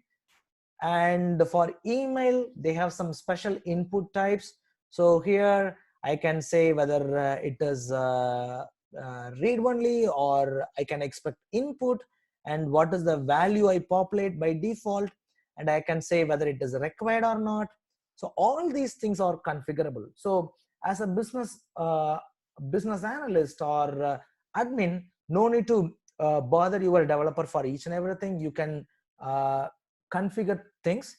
And even here in the left side, you can see a lot more than what I'm adding in the form. For example, if you want to show the address fields, you can simply drag and drop it here, and you can simply configure your input fields. So this is one quick way to add your special fields. And even if you want to add, let's say, a custom date field, for example, this is contact, right? So let me see whether I can add a date of birth date attribute. So I can update birth date of my contact. So I want to call it DOB, okay? And let me add this, and done. And if you notice, I haven't marked this as required. So this is a completely optional field. I have it. And the next step I do is, it is again the same assignment. Like for the loop variable, I am assigning values from the screen components. For example, here I'm capturing value for birth date, and in the screen element, I have added this date of birth component, right? So I have to assign values. So this is nothing other than a variable value assignment, and the rest of the things are same. I'm assigning this loop variable to a new collection, because here I'm updating multiple contacts. So whenever you are doing a DML action, it should be in a collection or array. So I'm just assigning this to a collection variable, and at the end of the loop, I'm updating records, and based on that, I'm showing some success screen, or I'm also having some error screen. If I'm getting any error, I'm just showing this error message. So one thing you can notice in this error message approach is, like we can always set conditions, like whether I want to show this particular display field or display text always, or condition based. So these all are self-explanatory things. Like you can add any conditions and just set that. So let me leave it. So let me save this as a new version. So as Ashwin mentioned, this particular flow builder is also version compatible. Even you reviewed that, or you viewed that in my first flow demo. So let me save this. But I saved this, but I have not activated it. I want to debug this guy. So flow builder has an option to debug this without adding it to the actual screen. So when I do the debug, it is asking, what is the record ID you want to run through for this particular test scenario? So I'm simply going back to my account, and I know I have to give a contact ID for debugging this. So I'm giving my record ID here and run this, and now you see the same lightning component, or the flow visual component in the debugger view, and you can see the parameters I'm passing in each and every step, and what are the values I'm getting. That this is really helpful as an admin. You can troubleshoot a lot of things here, before you activate your flow, you can do these things. And you can also notice the date input field I have added is visible here. So I can pick a date, click next. Same thing for Nixon contact. And again, I can choose a date and go next. And same thing for Vignesh contact. And you can see this is optional. So even I can go back and clear value and go to next screen. And obviously when I click next, it will save the record. But before I do that, I want to come to the record page and show you what will happen if I not activated the current version of flow, but the previous version of flow is still active. So click here, update contact information. You see the new changes I have done is not displayed here because I have not activated yet. So in the debugger, I see this looks good.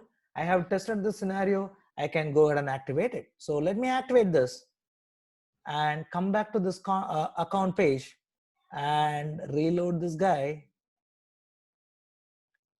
and launch my flow again using same quick action. And now you see the new changes I have done is reflected only because I have activated it. And let me do this. Let me put some enter, or let me enter some value and say, okay, I don't have information for this guy, and maybe I don't want to reveal my age, but still let me add date of birth for Yashwant and Vignesh. And as an user, if I navigate to the record, you can see the birth date information is captured. So whenever I come back to this particular component and update information, you see that information is populated again. So this is one simple use case for a visual flow. Again, this is, I would say, 10% complexity of what we can achieve here. So I would say if you ask me to do this about 6 months back, I will reach out to a developer, and since I have to handle this update for multiple records, they will do, or at least it will take about 8 to 12 hours of the Lightning component development, controller development, and test class development, and testing across multiple instances and deployment. So imagine how many steps and people involved in this particular step. But now as an individual and as a business analyst or admin, you can do this in less than 2 hours. So the 2 demos I have shown you, I have configured this in less than 2 hours. So you can see how much this is powerful and can save ton of time for business. And when you elevate yourself as an admin or BA, you can definitely hold this particular responsibility on yourself so that you can do more productive things and you can save a lot of time. So this is my demo number 2. I have one more demo, but this is again similar to the visual flow, but only one flavor I have added here is like I have added an Apex component here. The use case here is like, I have an opportunity. Okay, I have an opportunity. Customer has paid me using Stripe payment gateway from my community context. But customer calls me and say, hey, I would like to cancel this particular order. Can you do me a refund? So typically what happens is, okay, we will do it, but we need that refund module, right? So we will reach out developer and say, hey, I would like to build a refund module. Can you build me for that? He will say, yes, okay, I will create a Lightning component. Again, I have to create controller. I have to call my refund APIs, and then I have to pass the response.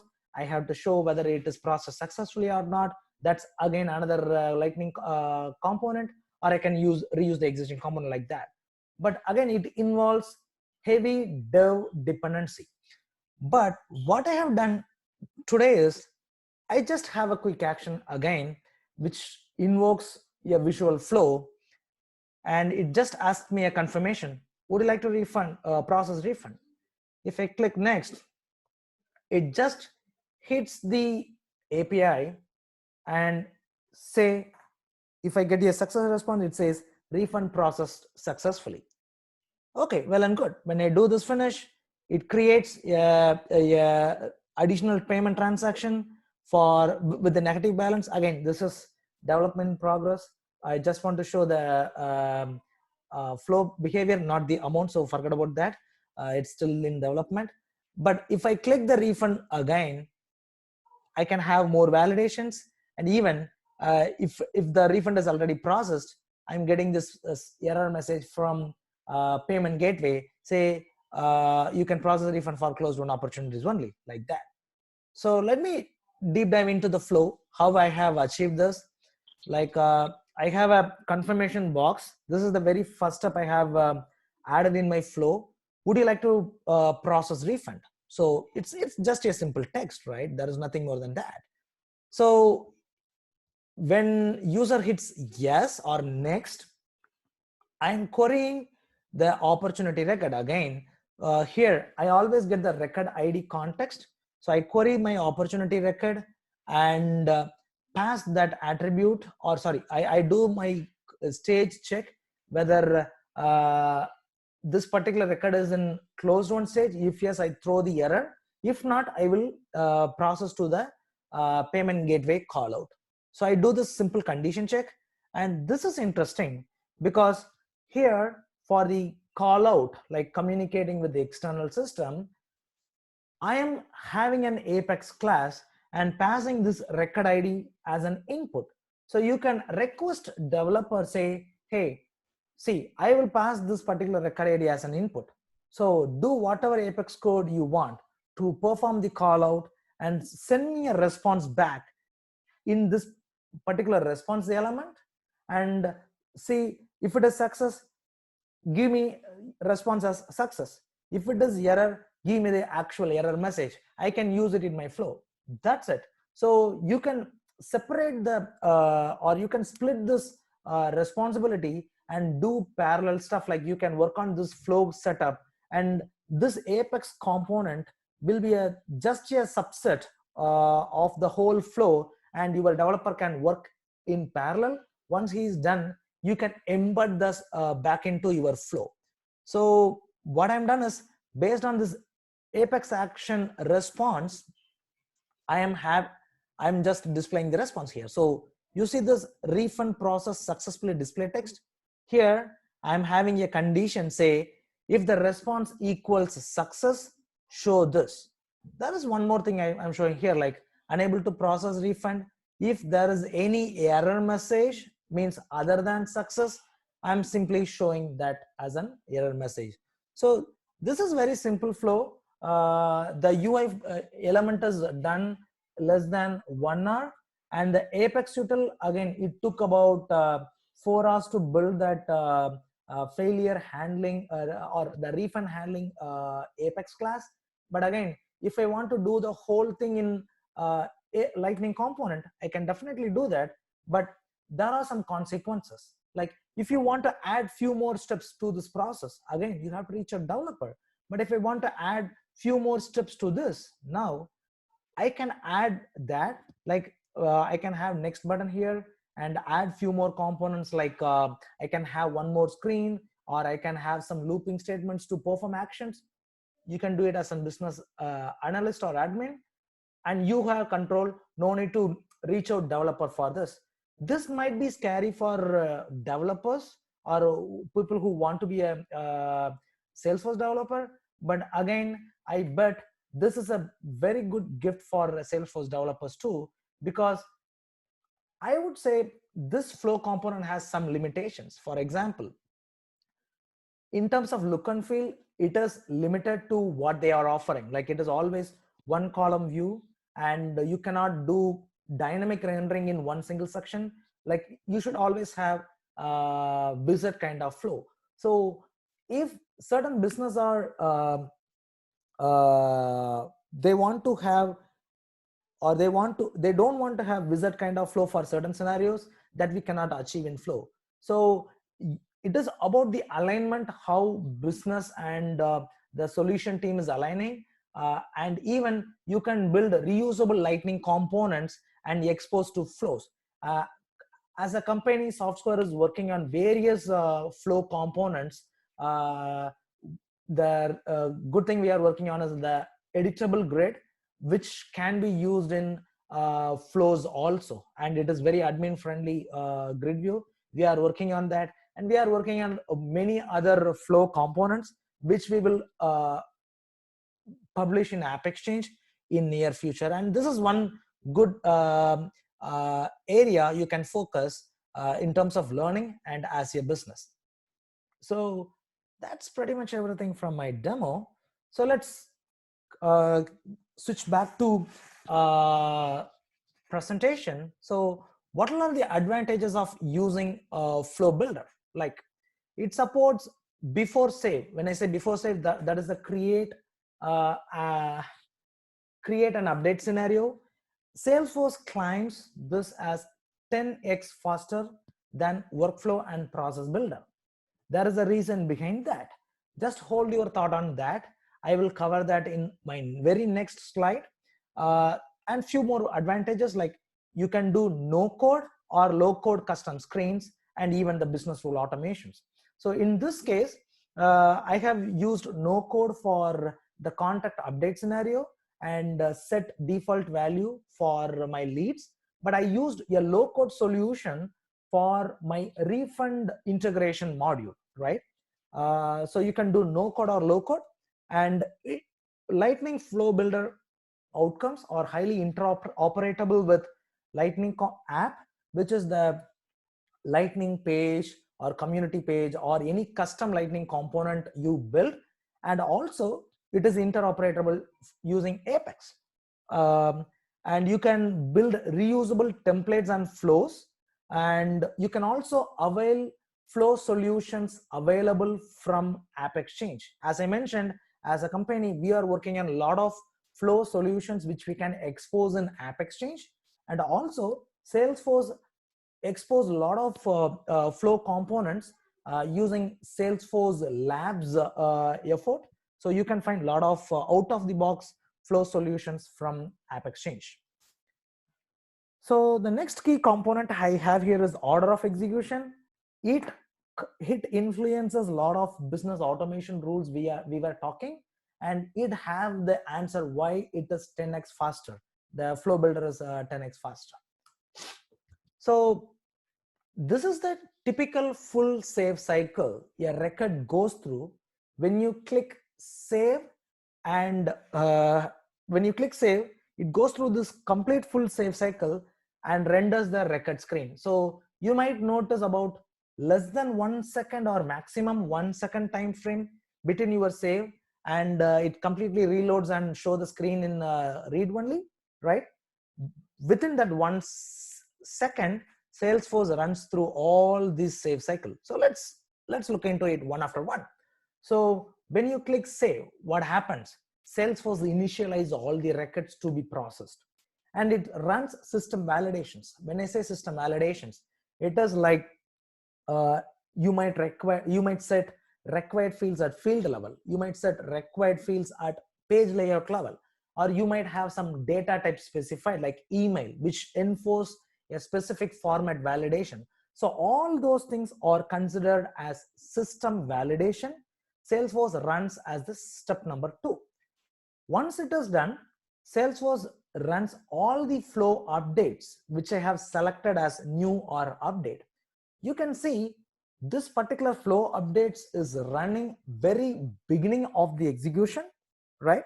And then it will run before trigger. I don't want to deep dive into trigger now, that is pure coded thing, but assume it runs some coded component, okay? And the next step is custom validations, which is nothing other than the validation rules you have created in yesterday's session. Then Vignesh also talked about the duplicate rules. So Salesforce runs that, and Salesforce now save the record in database but not commit.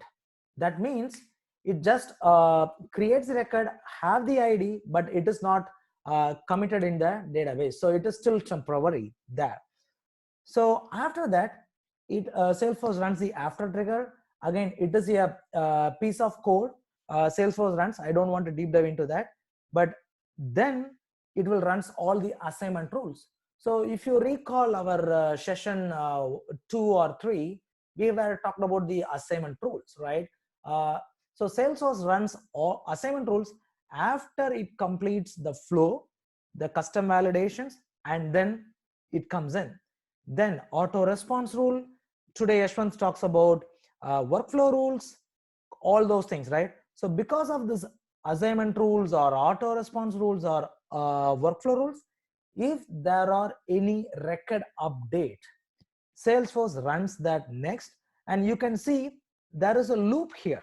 So let's say as an outcome of workflow, the field update action you do, if there is a record update, Salesforce runs system validation before triggers, and it saves the record again and fires the after trigger.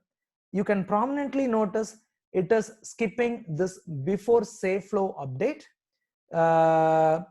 duplicate rules, and custom validations. Step number 3, 5, 6. It is prominently skipping that if you are doing an field update using workflow rule. And it runs only one time for a record. Means first time and only one more update. And then after that step only, Salesforce fires all your process builder field updates or create. If that such thing is happening from your process builder, it again initiates the save process starting system validation. Now Salesforce considers or taken care of the before save flow and all the trigger elements, custom validations, everything runs again. So what it tells us, you can have field update in workflow rule, you can have field update in process builder, you can have field update in the visual the flow builder which I have shown. But based on this order of execution, you have to, as a solution architect or as a business analyst, you can see where is the dependency coming in and which automation tool I should use. So if it is like a simple value manipulation, you can simply do it in before flow.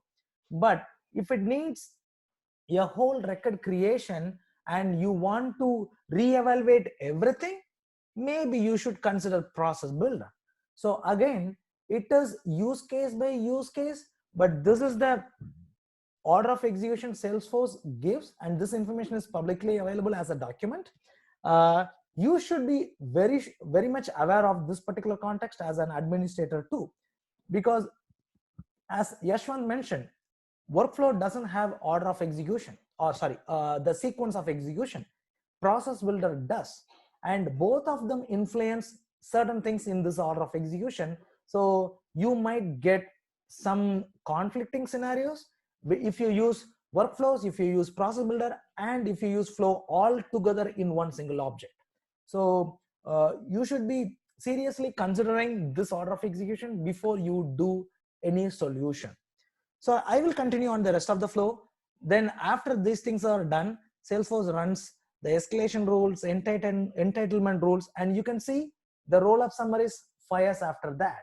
So when the record child record value changed, it is updating parent record value, right? So that is happening in the last part of the execution, and that also invokes a save procedure for the parent record, not for the child record, the parent record. That means it will go through, the parent record will go through the save cycle again. And here you see the sharing rule. It is happening almost at the last, and the final step is database commit. This is where the actual record is completely stored in Salesforce, and the post commit logic is nothing other than sending email out, doing outbound call out, like those kind of things. So I know this is very vague and very dry, little complicated, but this is a must know if you are working in Salesforce, at least as an administrator or BA. And for people who wants to be an architect, this should be in your fingertips. whatever solution you are thinking through, you should consider this first before you decide what tool you want to use. Okay, so let me move on to the next slide. So which automation tool do I use? Because we see a lot of overlaps between workflow rules, process builder, approval process, and the flow builder, right? So again, this is publicly available information. I'm just putting it for our quick go through. Like based on complexity, you can decide, like if it has just multiple if then nothing else, you can simply stick with process builder. If it is beyond that, like doing call outs and you want to have some pass, and if it is more complex than multiple if then statements, definitely consider flow builder, nothing else. If it is simple email out or very simple scenarios, you can consider workflow rules. But don't use all together in one single object. That will bring a lot of conflicts, especially when on the field update kind of actions. So by considering this particular order of execution, try to stick with one single tool or maximum of 2, but don't use all 3 at a time. That will bring a lot of complexities in troubleshooting and conflicting scenarios.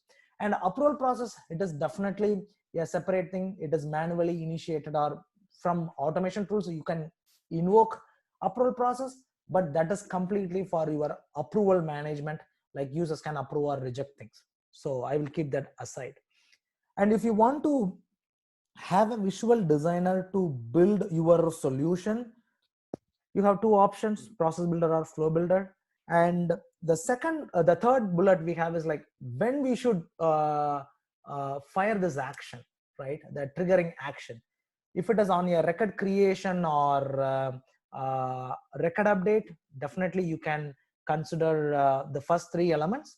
But if you want to invoke certain things from other process change, then you can consider process builder. If you want, there is something called platform events, which is again integration part. I would say other systems can communicate with Salesforce using platform events. If you want to receive certain platform events, you can use flows or process builders.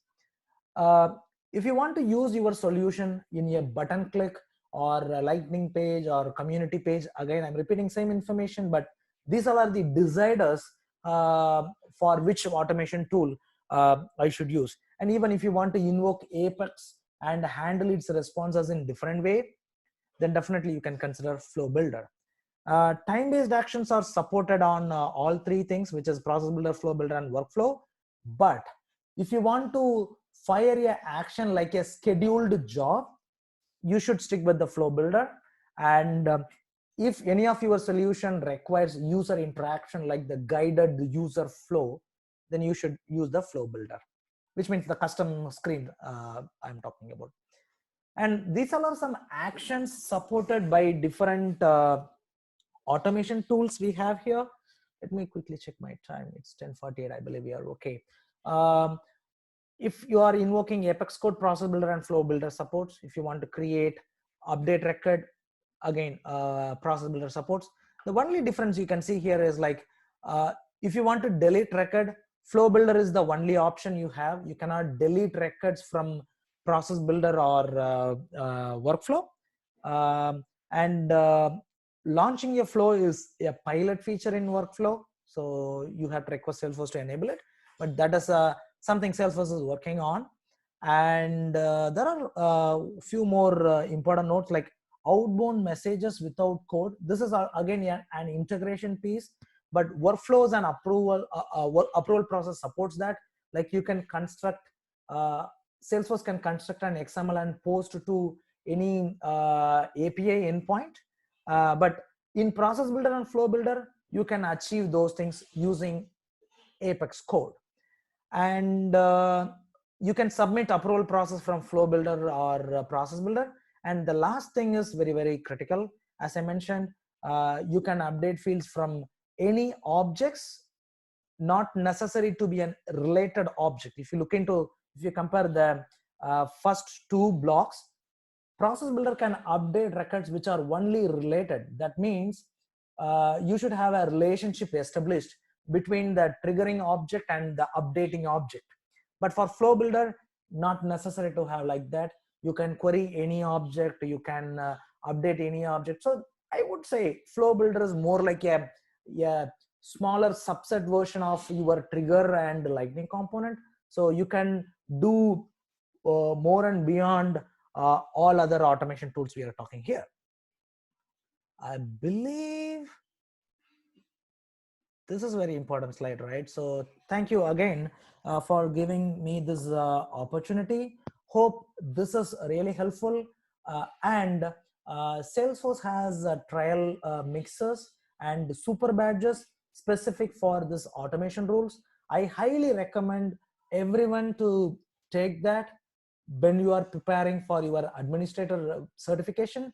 Even if you are a developer or administrator, I highly recommend, I would say 200%, you should go through all these features and should have some working experience on these things, because I strongly believe this is the way to go for at least next few years, because Salesforce is introducing a lot of new cool and utility kind of features in flow builders than any other automation tool they already have in place.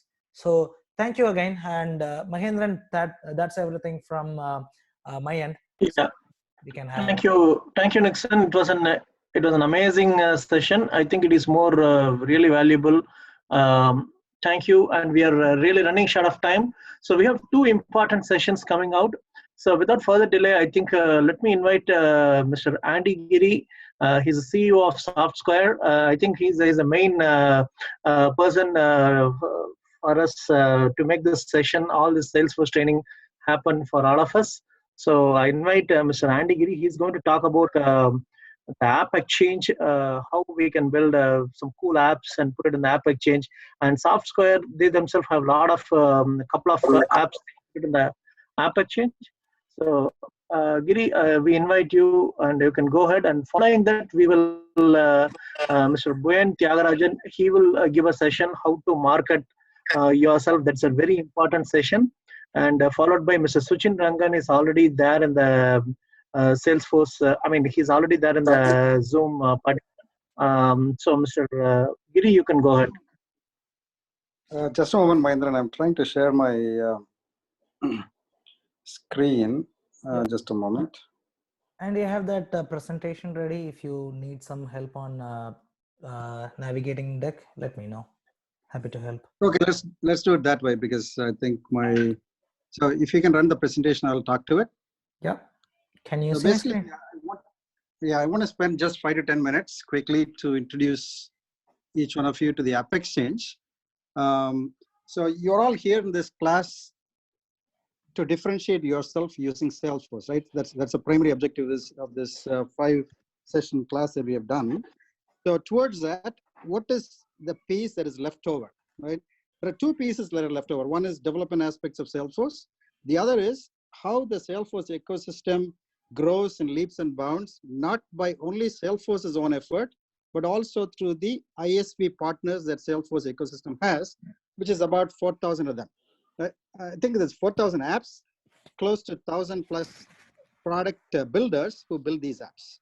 So I just want to highlight and give you some input. Let's move on to the next slide, product differentiation.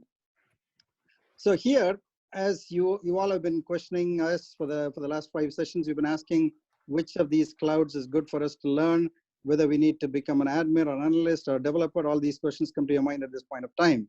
And this is a slide that I took from Salesforce Economy website. So this gives an idea of what products you could focus on. I don't want to go into the details, but you can check this page from Salesforce Economy website. So you get an idea, okay, field service is something I've done. Maybe I've done some Oracle field service application before. Maybe that's my cup of tea, so I should go towards field service, right? So this is, all this slide talks about is horizontal differentiation in terms of what is available in the Salesforce ecosystem. Let's say you're a Java developer and you want to be, and you have a lot of integration experience. Maybe MuleSoft is your cup of tea.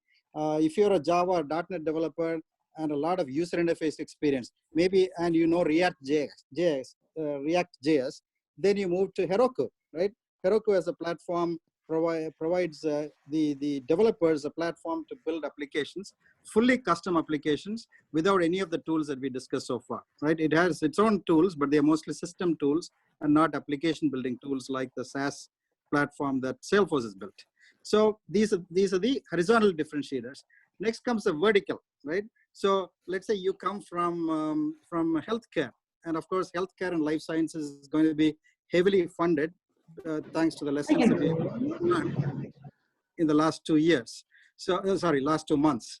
So if you belong to healthcare, there are healthcare products within the AppExchange that I want to quickly highlight in the next few slides. So you try to identify your current experience in your current domain and see what you can pick in the Salesforce AppExchange that you can learn and then work around that, right? Because some of the AppExchange partners are very large. There are billion-dollar revenue companies in the Salesforce AppExchange, and you could learn those over and beyond what you have learned in the class. So the next slide is about, this is a slide that you've seen a lot. It has all of the aspects of the customer success platform. The next slide, Nixon. Yep. So here you see Trailhead, Einstein, Lightning, integration, Heroku, analytics. All these you know. But the AppExchange is a piece that I want to emphasize in the next slide also. So can you move on to the next one? So AppExchange solutions have a few types, right? What does it do? It extends the platform. It empowers businesses to extend the platform and allow customers to use the apps. So for example, let's say, as Nixon said, you built a sophisticated flow designer flow.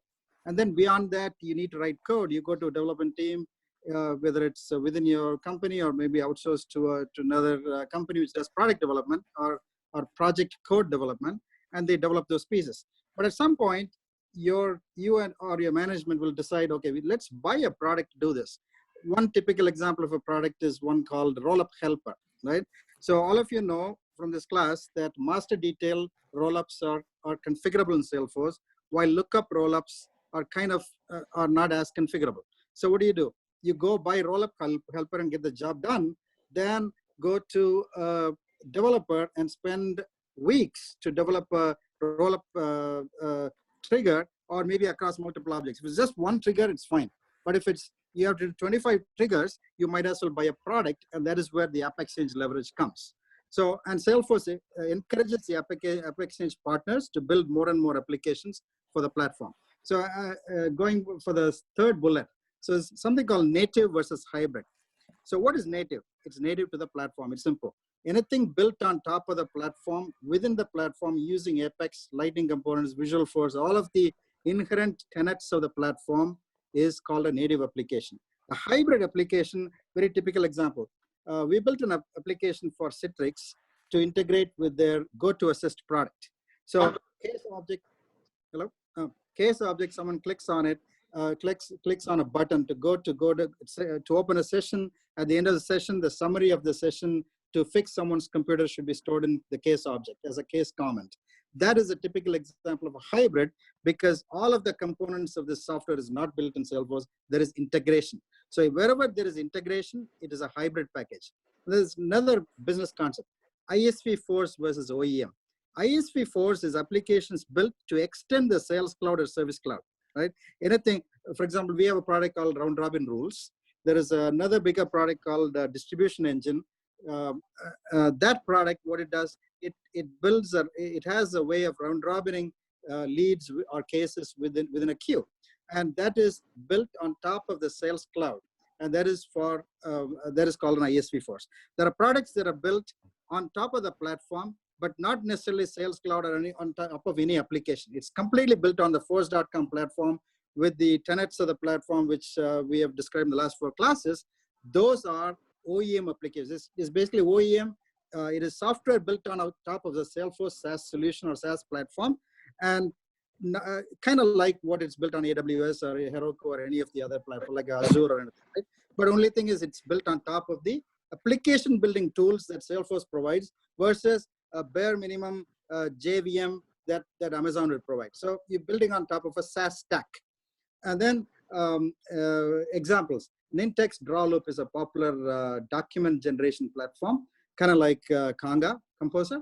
And that is an ISV Force application. It's hybrid because Nintex Drawloop is built on .NET, and it integrates from Salesforce screens into the .NET platform, into the app that they built on .NET platform, probably hosted on Azure.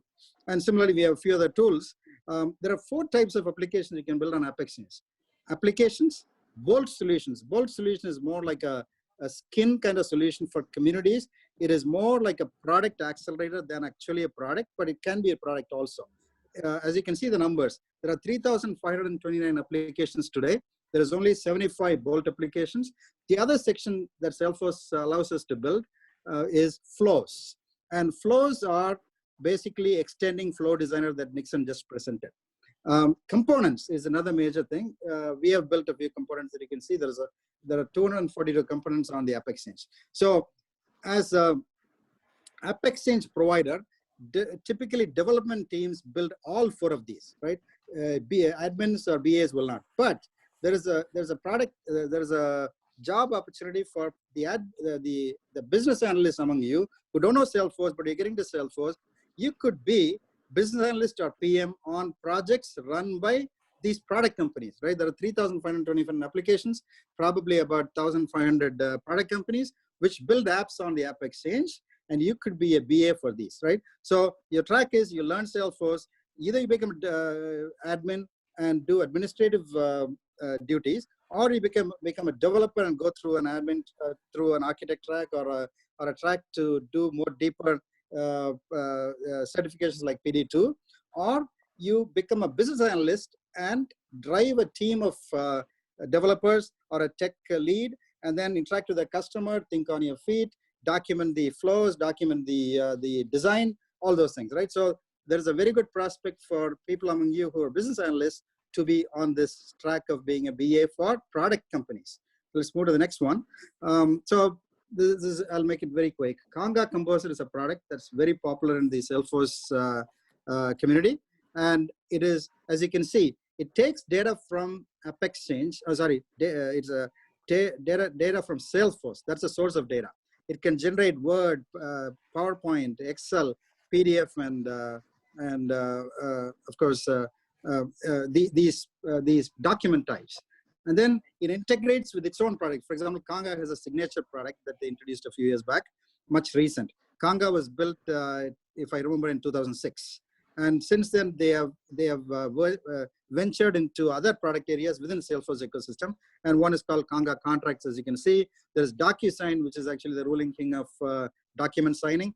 There is a product called EchoSign, which was acquired by Adobe, and it's now called Adobe Sign. There's a product called Certify. So several signing on products, digital signing products that are the delivery methods of Conga Composer. That's essentially the thing. So you can see a lot of ISV partners within the ecosystem, within the Salesforce ecosystem on AppExchange who collaborate and do pieces of the puzzle.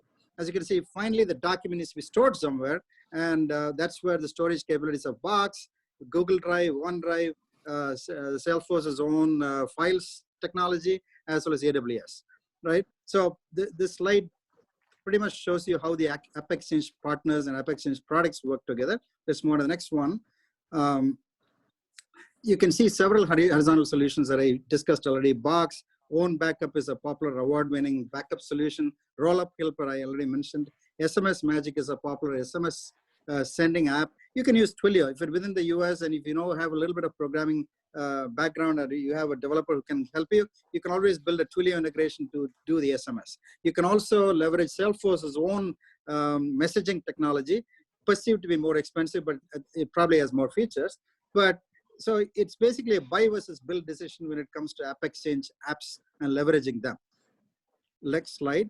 This slide shows one of the products we did, which is called Lightning Grid. If the developers in this group would definitely know about jQuery data table, and there was a gap in 2016 when Salesforce did not have a grid, and we built this. And of course, Salesforce built over and beyond that now, and we are building another version called an admin grid, which will be released in the next few months. Let's move on to the next one. Inspection solutions. There are 3 inspection solutions that I've known, and those are those that I've listed here. Let's move on to the next one.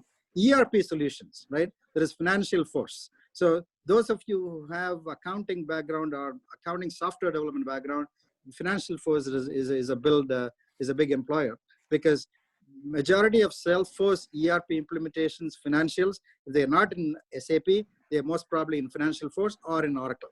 So you would find customers who would hire people who know Financial Force. And then the X stands for ServiceMax. That's a field service automation leader. Used to be very closely aligned with Salesforce. They got bought out by GE. Now they're back in the Salesforce arena, but they still have a very powerful app for that. And then Accounting Seed is kind of like the mid-sized companies buddy of Financial Force, doing the same kind of use cases, but for smaller companies.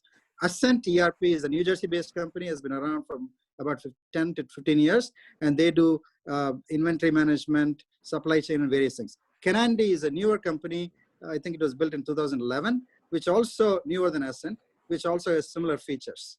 So these are all the tools that you could explore to grow beyond what you have learned now. Of course, vertical solutions. Encino is a popular one, up and coming one for the banking industry. They have loan processing, deposits, onboarding, almost probably most of what Finacle has that Oracle, Infosys has built, and I think TCS has a similar product. So these are products that are built on top of the 4-star.com platform, very powerful. V stands for Viva, which is one of the top largest companies or the highest revenue companies on the Salesforce AppExchange ecosystem, and they do healthcare and life sciences. So most pharma companies use Viva, and the Salesforce platform underneath, on top of that, Viva is built. IV Mobility is in fact one of our customers. They build consumer goods applications for the industry. So any of you who have consumer goods experience could align with the IV. New Debt is a settlement management industry product. That's also one of our product clients. They have a couple of large customers in New York City and in other parts of the US. So companies like that would hire people who know New Debt or who know much about this industry. Advologics is a lawyer product that has been around for more than 10 years. So if you have expertise in Advologics, it's mostly for lawyer firms are smaller. So I don't think learning that will get you a lot of leverage, but that's an example of legal.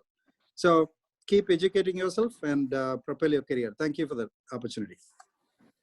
Yeah. Thank you, Giri. It was very inspiring. So apart from being a Salesforce developer, you can even work for any of these AppExchange product companies. A lot of these AppExchange product companies, they hire people, and any of you here, if you have a cool solution, you can build apps in AppExchange. That's one way to learn. So I'm actually posting a survey link. You can look into this ATEA Salesforce admin training survey link. Kindly give a feedback on the survey link, and I will invite Mr. Buyen next to give a session on how to market yourself, because you have learned Salesforce Administrator. Now you wanted to help yourself market. So Mr. Buyen's lot of insights will really help you. So kindly look into the admin training survey link which I have posted. Kindly keep give us the feedback which would help us. So let me unmute you and make Buyen as the presenter. So Mr. Buyen, you can go ahead. So Buyen, actually, I just wanted to introduce Buyen. Is a very he already took Marketing Cloud session for us. So he's senior director for iGenX, a Salesforce shop. And he has mastered doing a lot of things in the education related Salesforce implementation for a lot of universities, including Harvard, John Hopkins, a lot of these universities. He's a Salesforce certified application architect. And as you said, like before 10 years, Buyen was the one who really inspired me to pursue Salesforce. So we welcome you, Buyen. Can you hear me? Okay. Yes. Okay, good. All right. Thank you, Mahendra. I'm going to just start sharing my screen. First of all, thank you, everybody, for joining the session. And thank you, Giri and the Softsquare team for working with Mahendra on this great presentation. So let me just start sharing my screen. 1 second. Here, just a minute. I think let me share the screen here. Okay. So can you guys tell me if you see my screen? Yes, I can see your screen. Okay, good. All right. So I know it's almost 11 o'clock now, so I'm not going to take too much of your time to start with. I mean, for those who do not know me, my name is Boyan Thiagarajan. I'm a Salesforce MVP, application architect, and marketing cloud champion currently. So I'm a partner with a consulting company, and my passion is on learning and also helping those who want to get to a career, right? So that's who I am, and I always start with for people, I'm sure you guys learned a lot in Salesforce. Right now, your different career path, what products are there. I mean, there's a lot of information. So when you look at, I mean, the slide, what I am planning to present is what you would do, right? I mean, typically, this is what most of the people who start a career in Salesforce do, right? So they go to different training sessions, right? You do all the Salesforce trailheads, right? You focus yourself on the admin and the developer certification. You work very hard, and obviously for others, I mean, I've seen this. I just want this take 1 minute of everybody. There are a lot of people out there who are looking for these dumps and all that. I would strongly recommend not to do that. Your name will be kind of dinged in the Salesforce community. I've seen a lot of people going around, looking for exam dumps. Please do not do that. And if you do that, again, in the community, people are watching you. You're putting yourself in harm as well as putting everybody in harm. So just one word of caution on that. And then at some point, you got your certification, you got everything. You start building a resume. And this is what typical, experience is, right? People have to put some experience on it. You have to fake it. I mean, that is what happens. And then you post for jobs. You keep sending to 100 people, my resume is this. You ask people to give you a job. You get frustrated. Once you get frustrated, then you start hating everybody. And then you kind of think, you start questioning yourself whether I'm the right person or is this the right job? This is the world, right? So my question is, you have to think a little bit differently because, the world of Salesforce, it is very true. There's a lot of jobs out there. The product is a $20 billion plus product. There is almost, predictions of the next 2-3 years. There is digital transformation, which is happening now. So there are jobs. But the question is, how do you position yourself? Why would somebody hire you? Before you even start doing your resume, one of the things I'm always curious about, people do this a lot. When you are one among the 50,000 people, and when you look at it from a company standpoint, right, like a consulting company who can hire you, or the Softsquare team talked about AppExchange companies, who can hire you. The question really will be is, why should somebody hire you? That is the approach you should look at, right? And your resume, the olden day of resume was like, okay, my 3-page resume, I'm a Salesforce developer, admin certified, I know this skill, that skill, you can write a lot. And I did XYZ project, please give me a job, right? That is how everybody goes it. And trust me, you are one among the 50,000 people. Everybody sees the same resume. The people who are going to look at your resume are 2 people. One, the HR person, right? Sometimes staffing companies, they look at your resume. Third, even it goes to the admin, the Salesforce admin or the Salesforce consultant, whoever is leading that Salesforce team. When he looks at 50 resumes and sees the same, why do you think he would pick your resume? That is something you need to think. And if you're one among the same, it's not going to work. So how do you change yourself and how do you position your resume to make sure that somebody can see it or at least, resonate with it? So a couple of things to think about. One, at the end of the day, you're going to get your admin developer certification, so they know you, right? Now, previously, people used to say, I got 6 months experience, I got 5 years experience, I got this experience. Now, nobody, they can easily, if they do a Google on your name, they can find out what you do.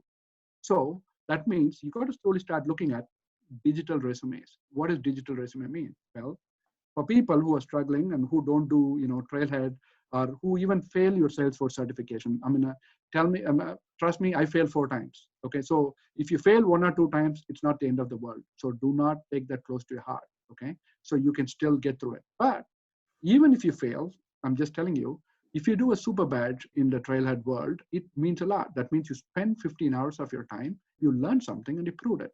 That is what companies look for. Companies look for people who can learn quickly, who can adapt quickly, what kind of personality are there, and can they, get up and, move forward.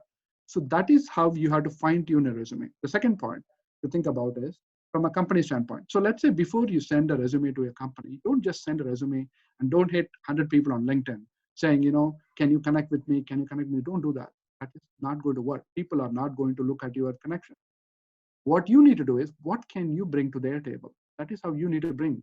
So before you go to this XYZ company, do a Google search, do a LinkedIn search, look at the company, look at their, even on their About Us page, or even if you go to their initiatives, there are some things, what the company is trying to do. So see how your resume can resonate to that. I'll give you some pointers. The other thing also is, just connecting to 100 people in a company is not going to, make your resume stand out. So whom should you connect?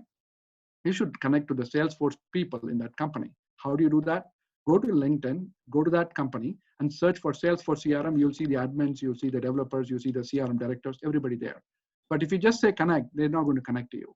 So then you should bring something to the table. So one useful tip I'll tell you, this is something you can always do.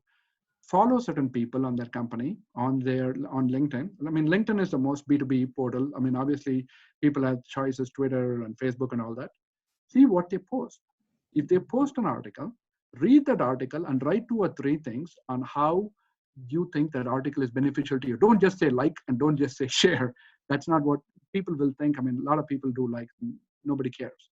People want to know whether their article is resonating. So if you post or look at somebody's article, and then if you read that and then write 2 or 3 lines and share it, then people will appreciate it. Then you become in their radar, and then they will connect with you. So that is just a simple tip I'm telling you to connect with it, right? Then the next part of it is whom to contact, right? So this is another thing where people, kind of struggle with. So once you have a resume, right, then in your resume, the important thing is about what have you done and what can you bring to the table. Now, one of the things I honestly believe is giving back to the community. There are a lot of nonprofits out there who need people who need projects done. Obviously, they're not going to pay you for it. They don't have money, but they can give you a project if you can really volunteer your time. This is an easiest way to get an experience. Now, people, again, you can hit 100 nonprofits and say, can you give me a volunteer expense? It doesn't work like that. So you have to genuinely volunteer for the nonprofit. It could be any passion of yours, right? Like it could be an education service nonprofit or a health-related nonprofit, whatever your passion is. Connect to that nonprofit and ask them if you could, work on a project for them. Once you get to their project, and then that becomes your resume, and have that nonprofit, write a profile about you on LinkedIn. This is how you get real experience. That is one way. The second way, which I've seen not many Salesforce people even do that right now, because a lot of people, just like do a lot of projects, you get tired, you don't do. Well, if you're in that space and if you're looking at, okay, it's a 9-to-5 job in Salesforce, you should not look at Salesforce as your career itself. I'm strongly telling you that. And the reason I'm telling you why, because Salesforce does 3 releases a year. Things change. The question is, why would people come to you? Why would people hire you, right? People will hire you because there is a lot of new things happening in Salesforce every year, and they don't know how to apply those new things to the business. So isn't that what you should know about if you're in that space, whether you're a developer or you're a consultant or whoever you are, right? So you should attend user groups. There's a lot of meetups and user groups all around the place. I've seen this even, people who are in the Salesforce ecosystem for 5 to 10 years, they say, I don't have time. Well, you don't have time for everything, but this is something which is important to you. Why should you go to the user group, right? Now, with the COVID-19 thing, all the user groups have become digital. So it is easy for you. These user group meetings are 1 hour, they do it like monthly once. Pick a user group which is closer to you. Don't pick 100 user groups which are like you were nowhere you're going to do it. Pick 5 user groups. If you know 1 or 2 people in it, very good. But even if you don't know, just join them. When you join them, there'll be somebody who will run the user group. Ask them how you can help. Well, you could just share their meetings. That's another way. Always look at ways to add value. Do not go talk to people and say, can you give me a job? Can you help me? No, nobody helps you like that. Only if you help them, they help you back. It's a world of reciprocative help. So you always have to add value. So when you go to user groups, join 2 or 3 user groups. The next part of it is events. Now, the world of Salesforce has always been events. I mean, you would have heard about Dreamforce, 150,000 people, all that is gone now with COVID-19 now. It's all digital, which makes it easy for you. Because previously, there's a lot of expense, you need to travel, you need to book rooms, all that. That is all gone. There's a lot of digital Salesforce events happening. So can you join there? Once you join there, see what questions people ask. Once you have people what questions ask, the other way to connect with people, I'm telling you, is if people ask a lot of questions, get their names, write it in a notepad, do a Google. When you do a Google search, there will be answers to those questions. See if you can go get those answers and post these people back. It is not that, you need to be an expert in everything. People appreciate when people volunteer to help. So that is what you should do when you attend these events, or even when you attend the Salesforce communities. The other thing which is very common is Salesforce Saturdays. There is a lot of events happening on Saturdays now.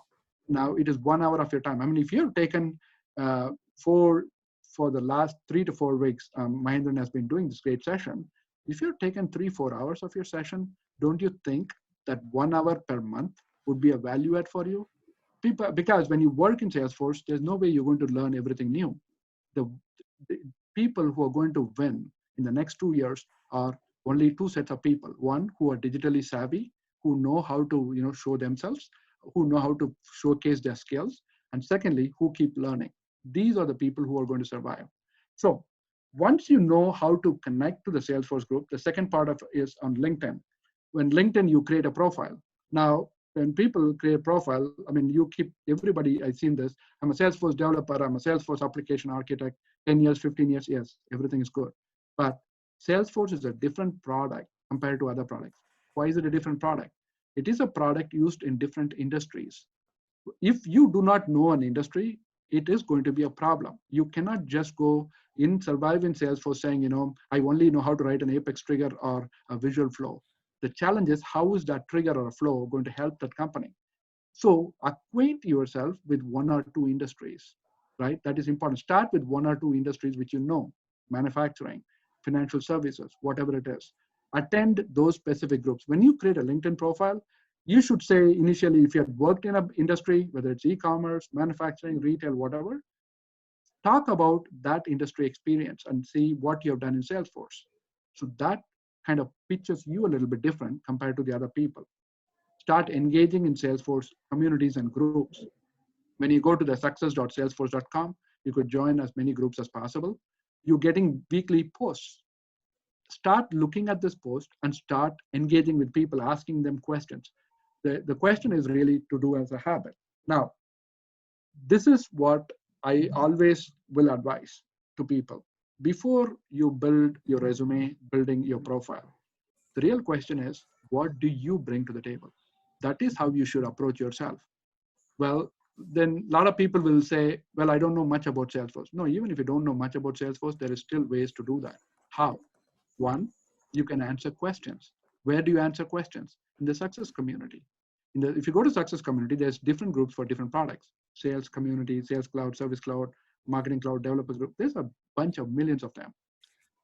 You should make it as a habit to answer maybe 1 or 2 questions. It could be some people are struggling. The reason why you answer questions, or even if you can't answer a question, do a Google, figure out a good blog which has that article, share it to that person. And I tell you, why is that important? Because you're connecting, who are these people who are asking questions? These are Salesforce admins, these are Salesforce resources in XYZ company who have a problem. The moment you answer the question, they see you. And then you go to LinkedIn and connect with them. Now they will connect with you. They now know that you have answered your question, or even you took an attempt to go to a blog site and at least taken an effort. You help them, they help you back. This is how the world works. The other part I would talk about is reaching out to do a task. So one of the challenges also for people is like, okay, you got your developer admin certification. Maybe getting a project experience is a challenge. Is there anything else you can do? There are freelance sites where you could do some freelance work, or even you can reach out to the admin, who is struggling with a process builder or flow, who posted and say, hey, can I just do that on my success community? And I'll share this with you. This is what I did. Maybe you can take this. Again, People think it's free work. It's not free work. I'm telling you, it is a way to connect to people. Once you connect to that Salesforce admin, guess what? If a job opportunity opens up, who will the admin reach out? He will reach out to you. This is another effective way of not doing much, just be on your phone, just being on your computer. You could add value and do that. The other thing is there are marketing people out there, who are writing, specs. There are people who do not know how to write a spec. They might have a team, they might have developers. Can you volunteer your time to go and say, maybe I'll write a business requirement for you. Can you do that? Don't do it. Go to an admin and say, what is the requirement? They don't even know how to write a requirement. There are people out there.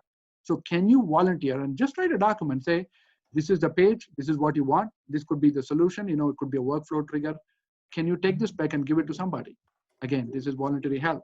People like that. Follow bloggers.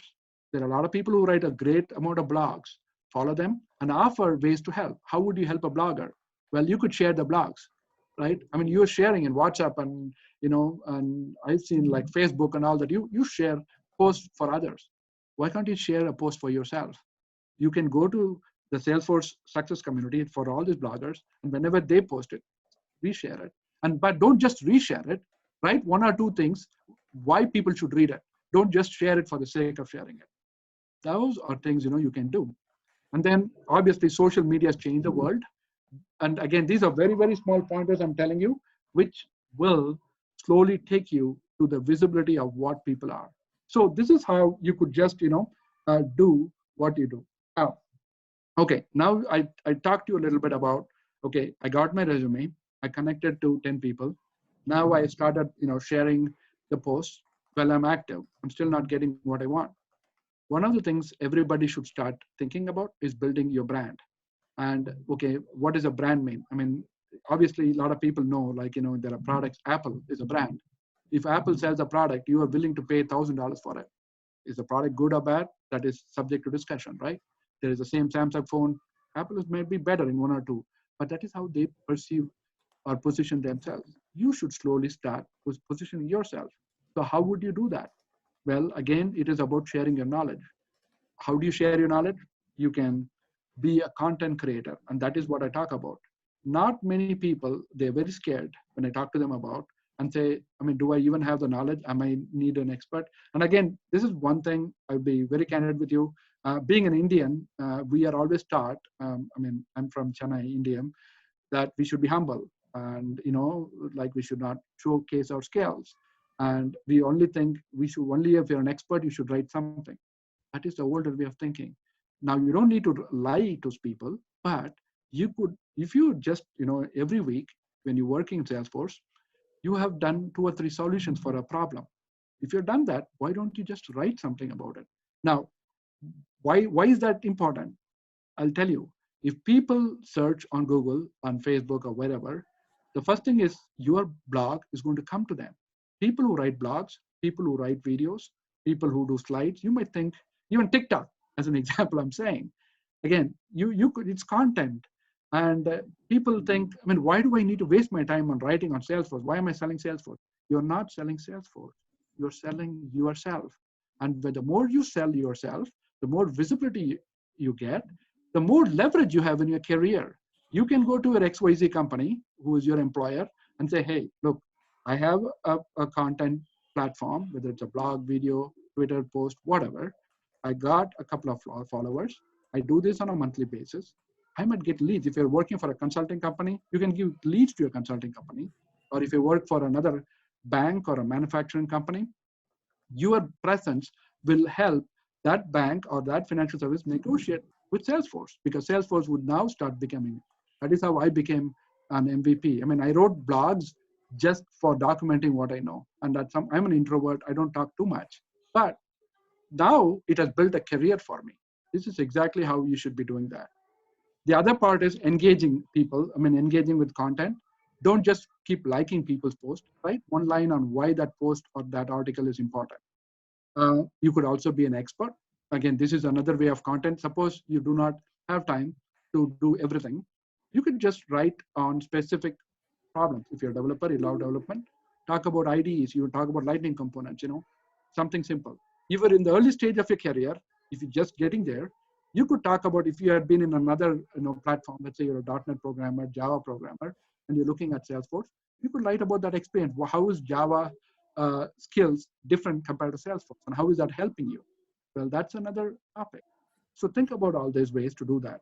And lastly, I'm a honest believer in habits. At the end of the day, we know what to do. A lot of people know what to do, but the challenge is that, do we really do it? We might do it one day, we might do it 2 days, and you drop off the chain. We should start something simple. So it's a question of habit.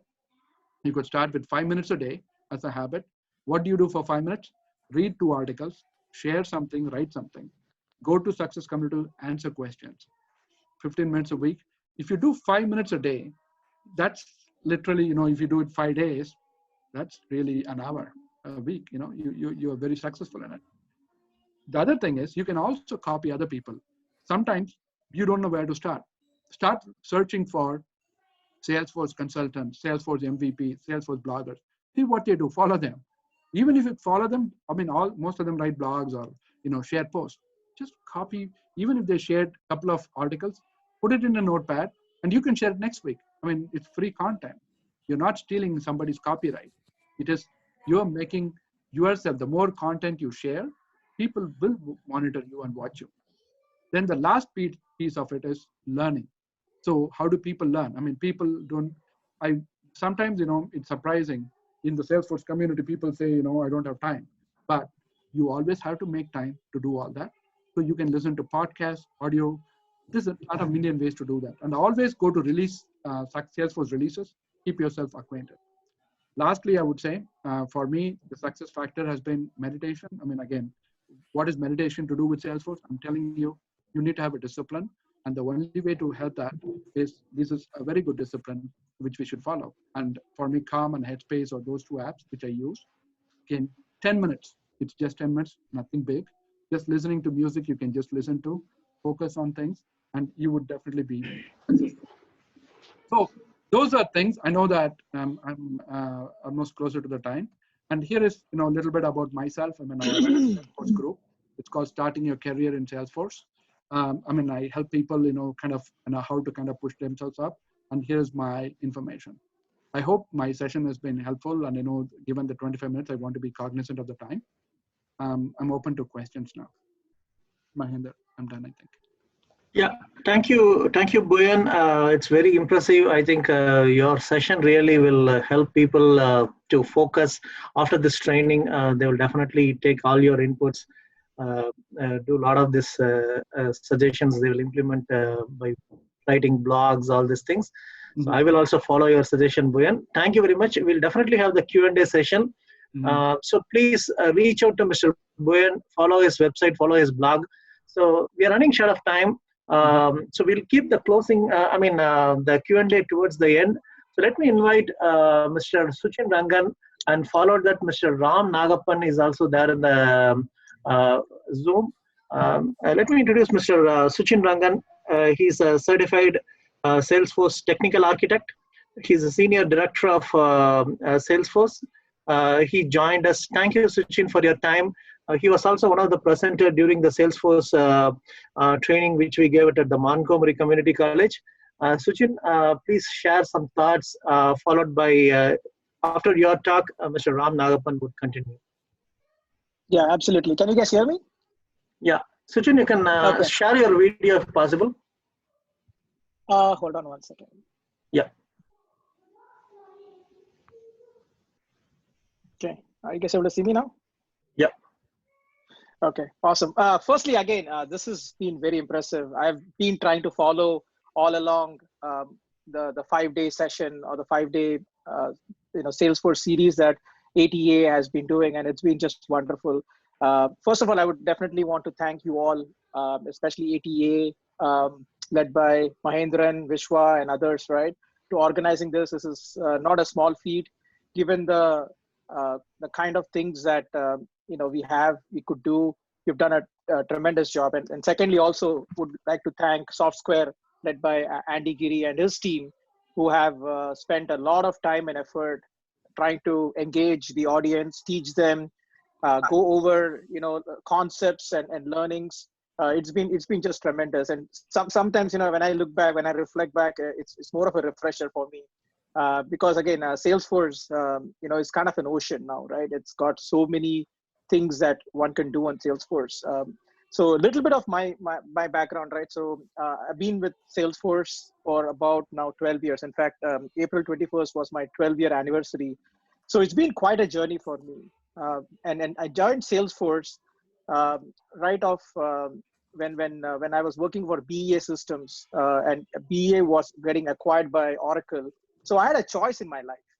I had a choice in my life whether to go with Oracle or to join a company that is really a new entrant in the world of technology. And that time, it struck me that, should I be following a very traditional path of just doing what I'm doing, or should I take this as an opportunity to learn something new? And again, there were risks in any case, right? If you try to switch your career, you try to learn something new. There are uncertainties. You don't know, like, whether this cloud, which was a very emerging thing back then, is really going to stick around. But again, I followed my guts. I felt like, this is I'm young. I have some passion. I have some interest. So why shouldn't I try to do something new? So that's when I joined Salesforce. A friend of mine talked about Salesforce and really kind of sold me into their vision as to what it would be. So I was one of the maybe top 10 like technical architects, I would say, who joined. And back then, it's not the certified technical architect, it's just the role that we had, where we were starting off very new on Salesforce platform. I remember, I wrote the first ever code to convert an S control into Visualforce. So I was, in fact, helping a customer, and they were the first pilot customer, in fact, who were launching on Visualforce. So I was on one call, I was having an engineer, so our technical product engineer, and then trying to parallelly learn Visualforce and then help a customer. So it is kind of, those are the memories that I have, when I was joining Salesforce. But now, I'm fortunate to, in fact, run a practice within Salesforce. And my practice is mainly geared towards innovation and transformation, mainly geared towards what large companies have, what kind of opportunities they have to transition into not just digital transformation, but really drive growth and momentum in the space using Salesforce as a platform. So I engage with a lot of large customers. I have a team of architects. And for us, it's all about being in the intersection of where innovation is happening and the tech and products and strategy that Salesforce is doing. So I connect a lot with our Office of CTO and our Office of Innovation, and then bring, what is valuable and the kind of things that we could do to change the game with our customers. And I know, like we are going through these tough times with COVID and things like that, but believe it or not, right? Like, this is actually my second phase, I would say, that I've been when I'm in Salesforce, going through an economic depression, right, of sorts. And I will tell you one thing, that technology is where the innovation is going to happen. Technology is what a lot of large verticals or large companies are going to embark on and really make their investments. And I think you need to think about yourself, right? Given where you are, given what role you are playing and whatever current job you have, like, is this something that you want to seize as an opportunity to do something more? And I think ATEA has given you that platform, right? ATEA at least has introduced you to a lot of good things, a lot of things that you would at least understand what Salesforce is. But I think one of the important aspects is that how do you turn this curiosity into an interest and finally a passion? And I think this is truly resonating what Puyan was mentioning, right? So it is not just like understanding Salesforce as a job or as a function, but thinking along the lines of how do I convert this into an interest where I kind of go and learn more, connect with people, understand the space. But finally, people who are more successful in this space are people who are very passionate about doing this. And one of the things is that, like with Salesforce, you are able to rapidly build applications. You've seen what Andy Giri showed, like so many AppExchange vendors. You're able to really tangibly influence the growth of technology and how you are able to do that on Salesforce platform. So I would definitely encourage people who are listening here, right, to think along those lines of how am I now becoming more curious? How am I learning what Salesforce is? But then how am I quickly converting this into an interest? And finally, how am I taking that interest into a passion that is going to help me grow my career and doing it in Salesforce? And the first step, of course, happens to be like getting certified getting certified system administrator. So my journey in terms of certification is that, yes, I also started, I learned the tools I had just because of the nature of my job, but quickly ramped up and got my certification on Salesforce Certified Administrator, Advanced Administrator, Service Cloud Consultant, Sales Cloud Consultant. Back then we had developer certification. I mean, now we have Platform Builder. But all those things, right, which really kind of helps you establish that you have the know-how and you have the ability and the skill sets to build application. But then, I didn't stop there. In fact, I remember like 8 years ago, I felt like, Salesforce is just catering to a lot of developers, right? Whereas I think the potential what Salesforce as a platform has is truly connect into the ecosystem or the landscape of customers. And what I mean by that is that, if you go to any large customers, they're not just having one application, right? They always integrate with several other systems, external sources. They connect with their partner tools. They connect with social platforms. There are so many things that they do it. So that is what I call as an ecosystem. And for that, the architect and the architecture is the backbone of how things are done, right? How you integrate, how do you do identity management? How do you manage data? How do you create a lifecycle process that actually spans across these systems? So all of those are so important, and that's where I felt like I need to double down on my passion of an architect. So I created an external architect community with some of my folks in Salesforce, and I really in fact I remember like I strongly fought for even having architect as a track at the Dreamforce, one of the Dreamforce sessions. So it was first ever, I think 2 years ago, when architect as a track was recognized by the Dreamforce team, and now they are continuing. In fact, they're expanding quite a bit. Last year, Trailhead DX was the first ever, I think, architect track for Trailhead DX. It's a different conference by Salesforce, but geared towards developers. But you can see, like, how things have evolved, right? So your journey can start as an admin, but truly you can shape yourself into becoming an architect. But what you need to do is follow your passion, create an interest, think of other people, connect with them, and I would say, like, you can absolutely be successful. If I can do it, I can see like anybody here can also do it. My thing is not, I'm not very unique in many ways. I think everyone has the ability and the potential to do it.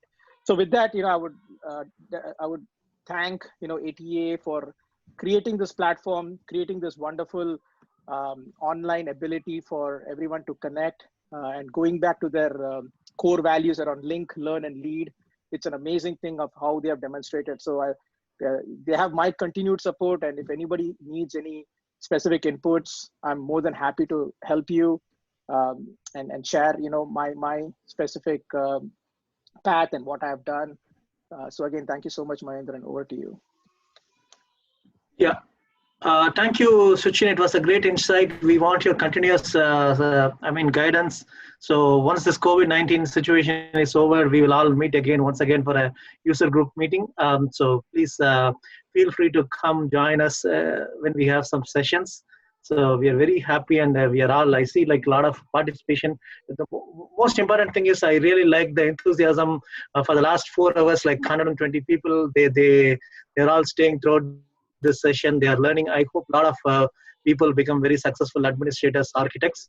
So thank you, Suchin, for your insights. So without further delay, let me invite Mr. Ram Nagappan. He's the CIO of Bank of Milan, New York, Pershing. He's the co-founder of American Tamil Entrepreneur Association. So you have heard a lot of positions in the nonprofit, and in fact, only with Ram and Mr. Lena's guidance, we had been able to do this lot of these initiatives with ATEA. So Ram, we welcome you to this. This ATEA closing keynote session. Kindly share some of your thoughts, which could help all of us. And thank you for all your support, Ram. Yeah, thank you. This is Ram. Can you hear me? Yes, Ram. Okay, that's good. So, Mahendran, first, thanks for inviting me and, valuing everybody's time. I thought I'll give you like 5-10 minutes what I see the next step of this crisis that we see in the IT industry and other industry that will be helpful to all of you. So I thought I will use this opportunity to take that topic and discuss it with you. And if time permits, we can also take questions. Now, before I get to it, on behalf of ATEA, I want to thank, everyone who made this Salesforce Administrator training possible. This is one of the many trainings that we are trying to do to cater to our community. So first, thanks to Mahendran and his team as the chapter that they spearheaded this initiative and has done it. So I thank Mahendran for that. And also I want to thank a special mention of Andy Giri, the CEO of Softsquare and a long-term friend of mine, to contribute all his time and effort and resources to spend about 5 days of this valuable training to hundreds of people. And also Puyan Tyagarajan and Suchin Rangan as well. So our heartfelt thank you for doing this to the community. Now, as Mahendran said, yeah, I work for BNY Mellon, and we have about 60,000 people globally. And when this crisis hit, we just have to make all the 60,000 people move to work from home. And we thought first that was a very difficult task. But when the crisis hits, we all put our heads together and we made that happen in 2 days. Now, we thought that was easy to make people go and work from home. But what we see that is not going to be easy is to bring back to work. So in the last weeks, we're all thinking about how does people going to come back to work? Meaning, yeah, we're going to work through the state regulators and everybody to say when it's ready, but it will not be ready is what we are seeing. Bringing people back to work is going to be the most complex task than actually sending them to work from home. So if you have a building that can take 1,000 people, no more you can put 1,000 people. You can only probably put 1/4 of the people. And all the social distancing and everything needs to be maintained. So our entire work culture is going to change. And we see that. So what is going to happen in US, in all the industries and companies to our field? The companies do think the workforce is going to work from home for a longer time. They're going to diversify the supply chain big time because we feel everybody is stuck and huge risk is being taken. So they're going to change the supply chain. Now, when I say that, including computer resources, people, they're going to reshift it. The real estate of all the companies that are holding is going to shrink because there'll be more work from home is going to continue. So what is this for all of you is there will be opportunity for people here because the workforce will be shifted to the people here in US instead of outsourcing. That's going to happen because people are going to rebalance it. And same thing in India. There's going to be a concern there because many companies have huge concentration of workforce in India, and they're going to rebalance it. Not only India, every country. So while all of this is happening, the benefit for the people here is there are going to be new opportunities, and most of the opportunities will be work from home, but it will happen locally is what we're thinking is going to be there. But certainly there will be a price compression because people are still concerned about the price or the cost, and that will be balanced with other type of things like real estate reductions and other things is going to happen.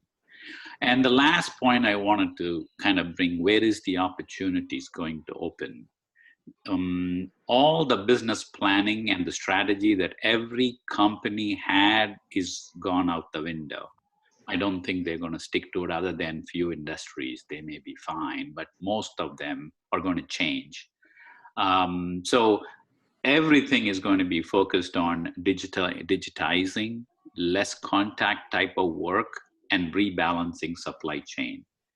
That's where it's going to happen. The companies that are investing in startup is going to rethink. They will not look for high valuation, but they will look for low cost and more revenue. So you'll see a shift. And the reason I'm saying all this thing is because if you are thinking, if you are planning, and if you want to see what is your next step, these are all the things that I would suggest that you take into consideration. So let me stop here because I don't want to take further. Maybe, if there are questions I can answer. Otherwise, thank you for supporting ATEA, and be safe, be healthy, and also, use this time to properly shape your future. Thank you, Mahendran. Thank you, Ram. Thanks for your time and sharing all your insights. So we have another 10 minutes left out. So if there is any questions, and if anybody wants to ask any questions, please go ahead. We will give some time.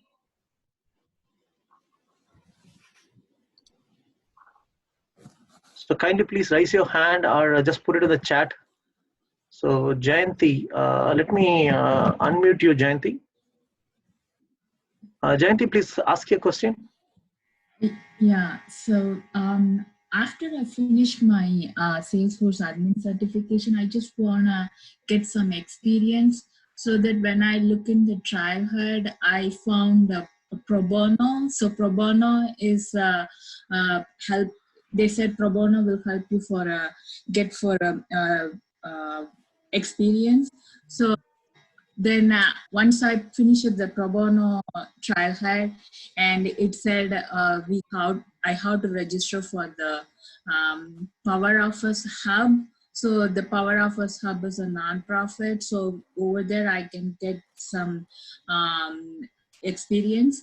So, but when I tried to register for the Power Office Hub, it said it's for only it's asking for the Salesforce ID, because when I work for the experience, when I work for the Salesforce, I register for the developer account, right? But the Power of Us Hub is asking for Salesforce ID. So, but I don't know how to get the Salesforce ID. Could you? Okay. Jayanti, what we can, so please, you are there in the chatter, right? So just to put a small note, we got your question. What we'll do is either myself or Kanmani will put your email ID in the chat. We will get in touch with you in the offline. We will email you the detailed steps, what you need to do, so that you get a detailed reply, okay? Okay, thank you. Okay then, yeah, thank you. Thank you very much. And yeah, thank you. So is there anyone else who wants to speak or ask any question?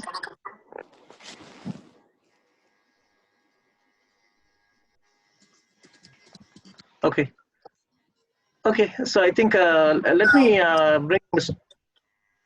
Yeah, please go ahead. Sorry. Let me unmute Mr. Andy Giri. He just have some announcement, and with this we'll wrap this session. So, Mr. Giri, are you there? Yes, I'm here. Do you hear me? Yeah, we hear you. Okay. Yeah. Okay, thank you all of you for listening to us for the last 5 weeks, including today. 5 sessions.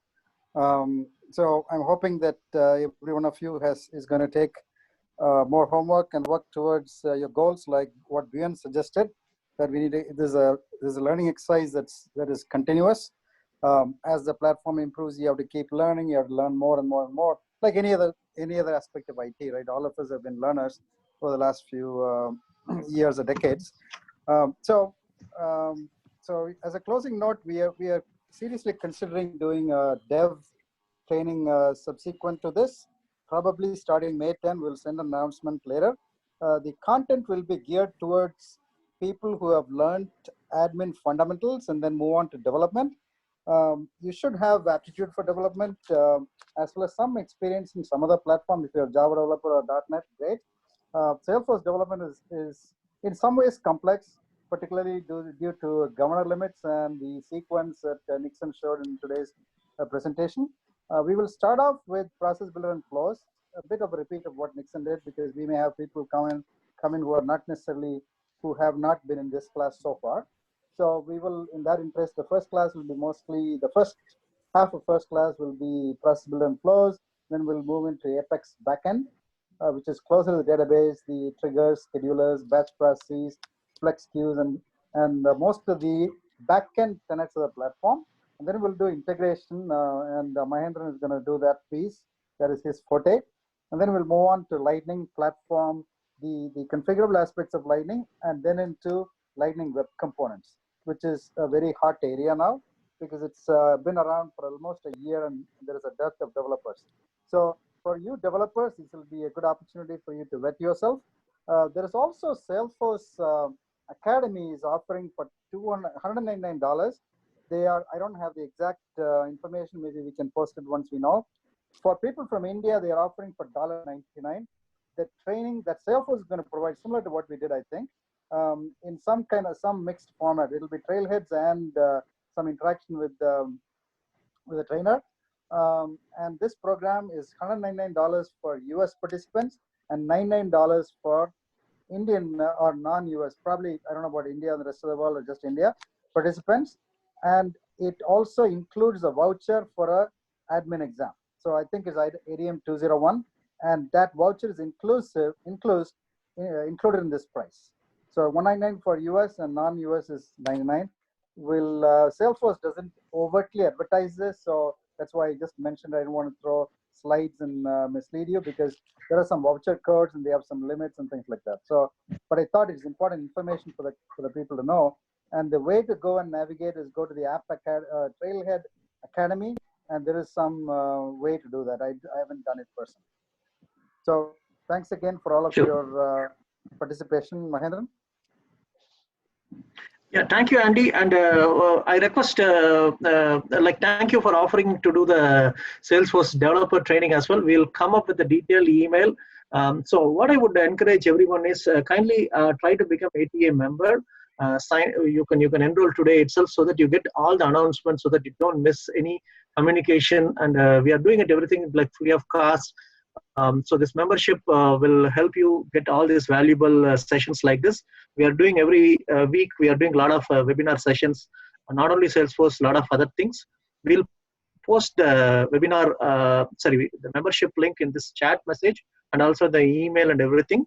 And kindly please put the survey. I'm just posting it again. There is a $35 raffle that we will give, like thanks to Mr. Valangani Raj for sponsoring this. So following this, I encourage everyone to do like the Salesforce Trailhead exercise. So what are the kind requests from ATEA and Softsquare is, it is very easy to complete the Salesforce admin trial mix. Try to take 25 badges and maybe I would say 20,000 points. You can take it in the Trailhead. That is really going to be your accomplishment. Please, I would encourage you to do this thing. So we will expect an email from ATEA regarding the admin training.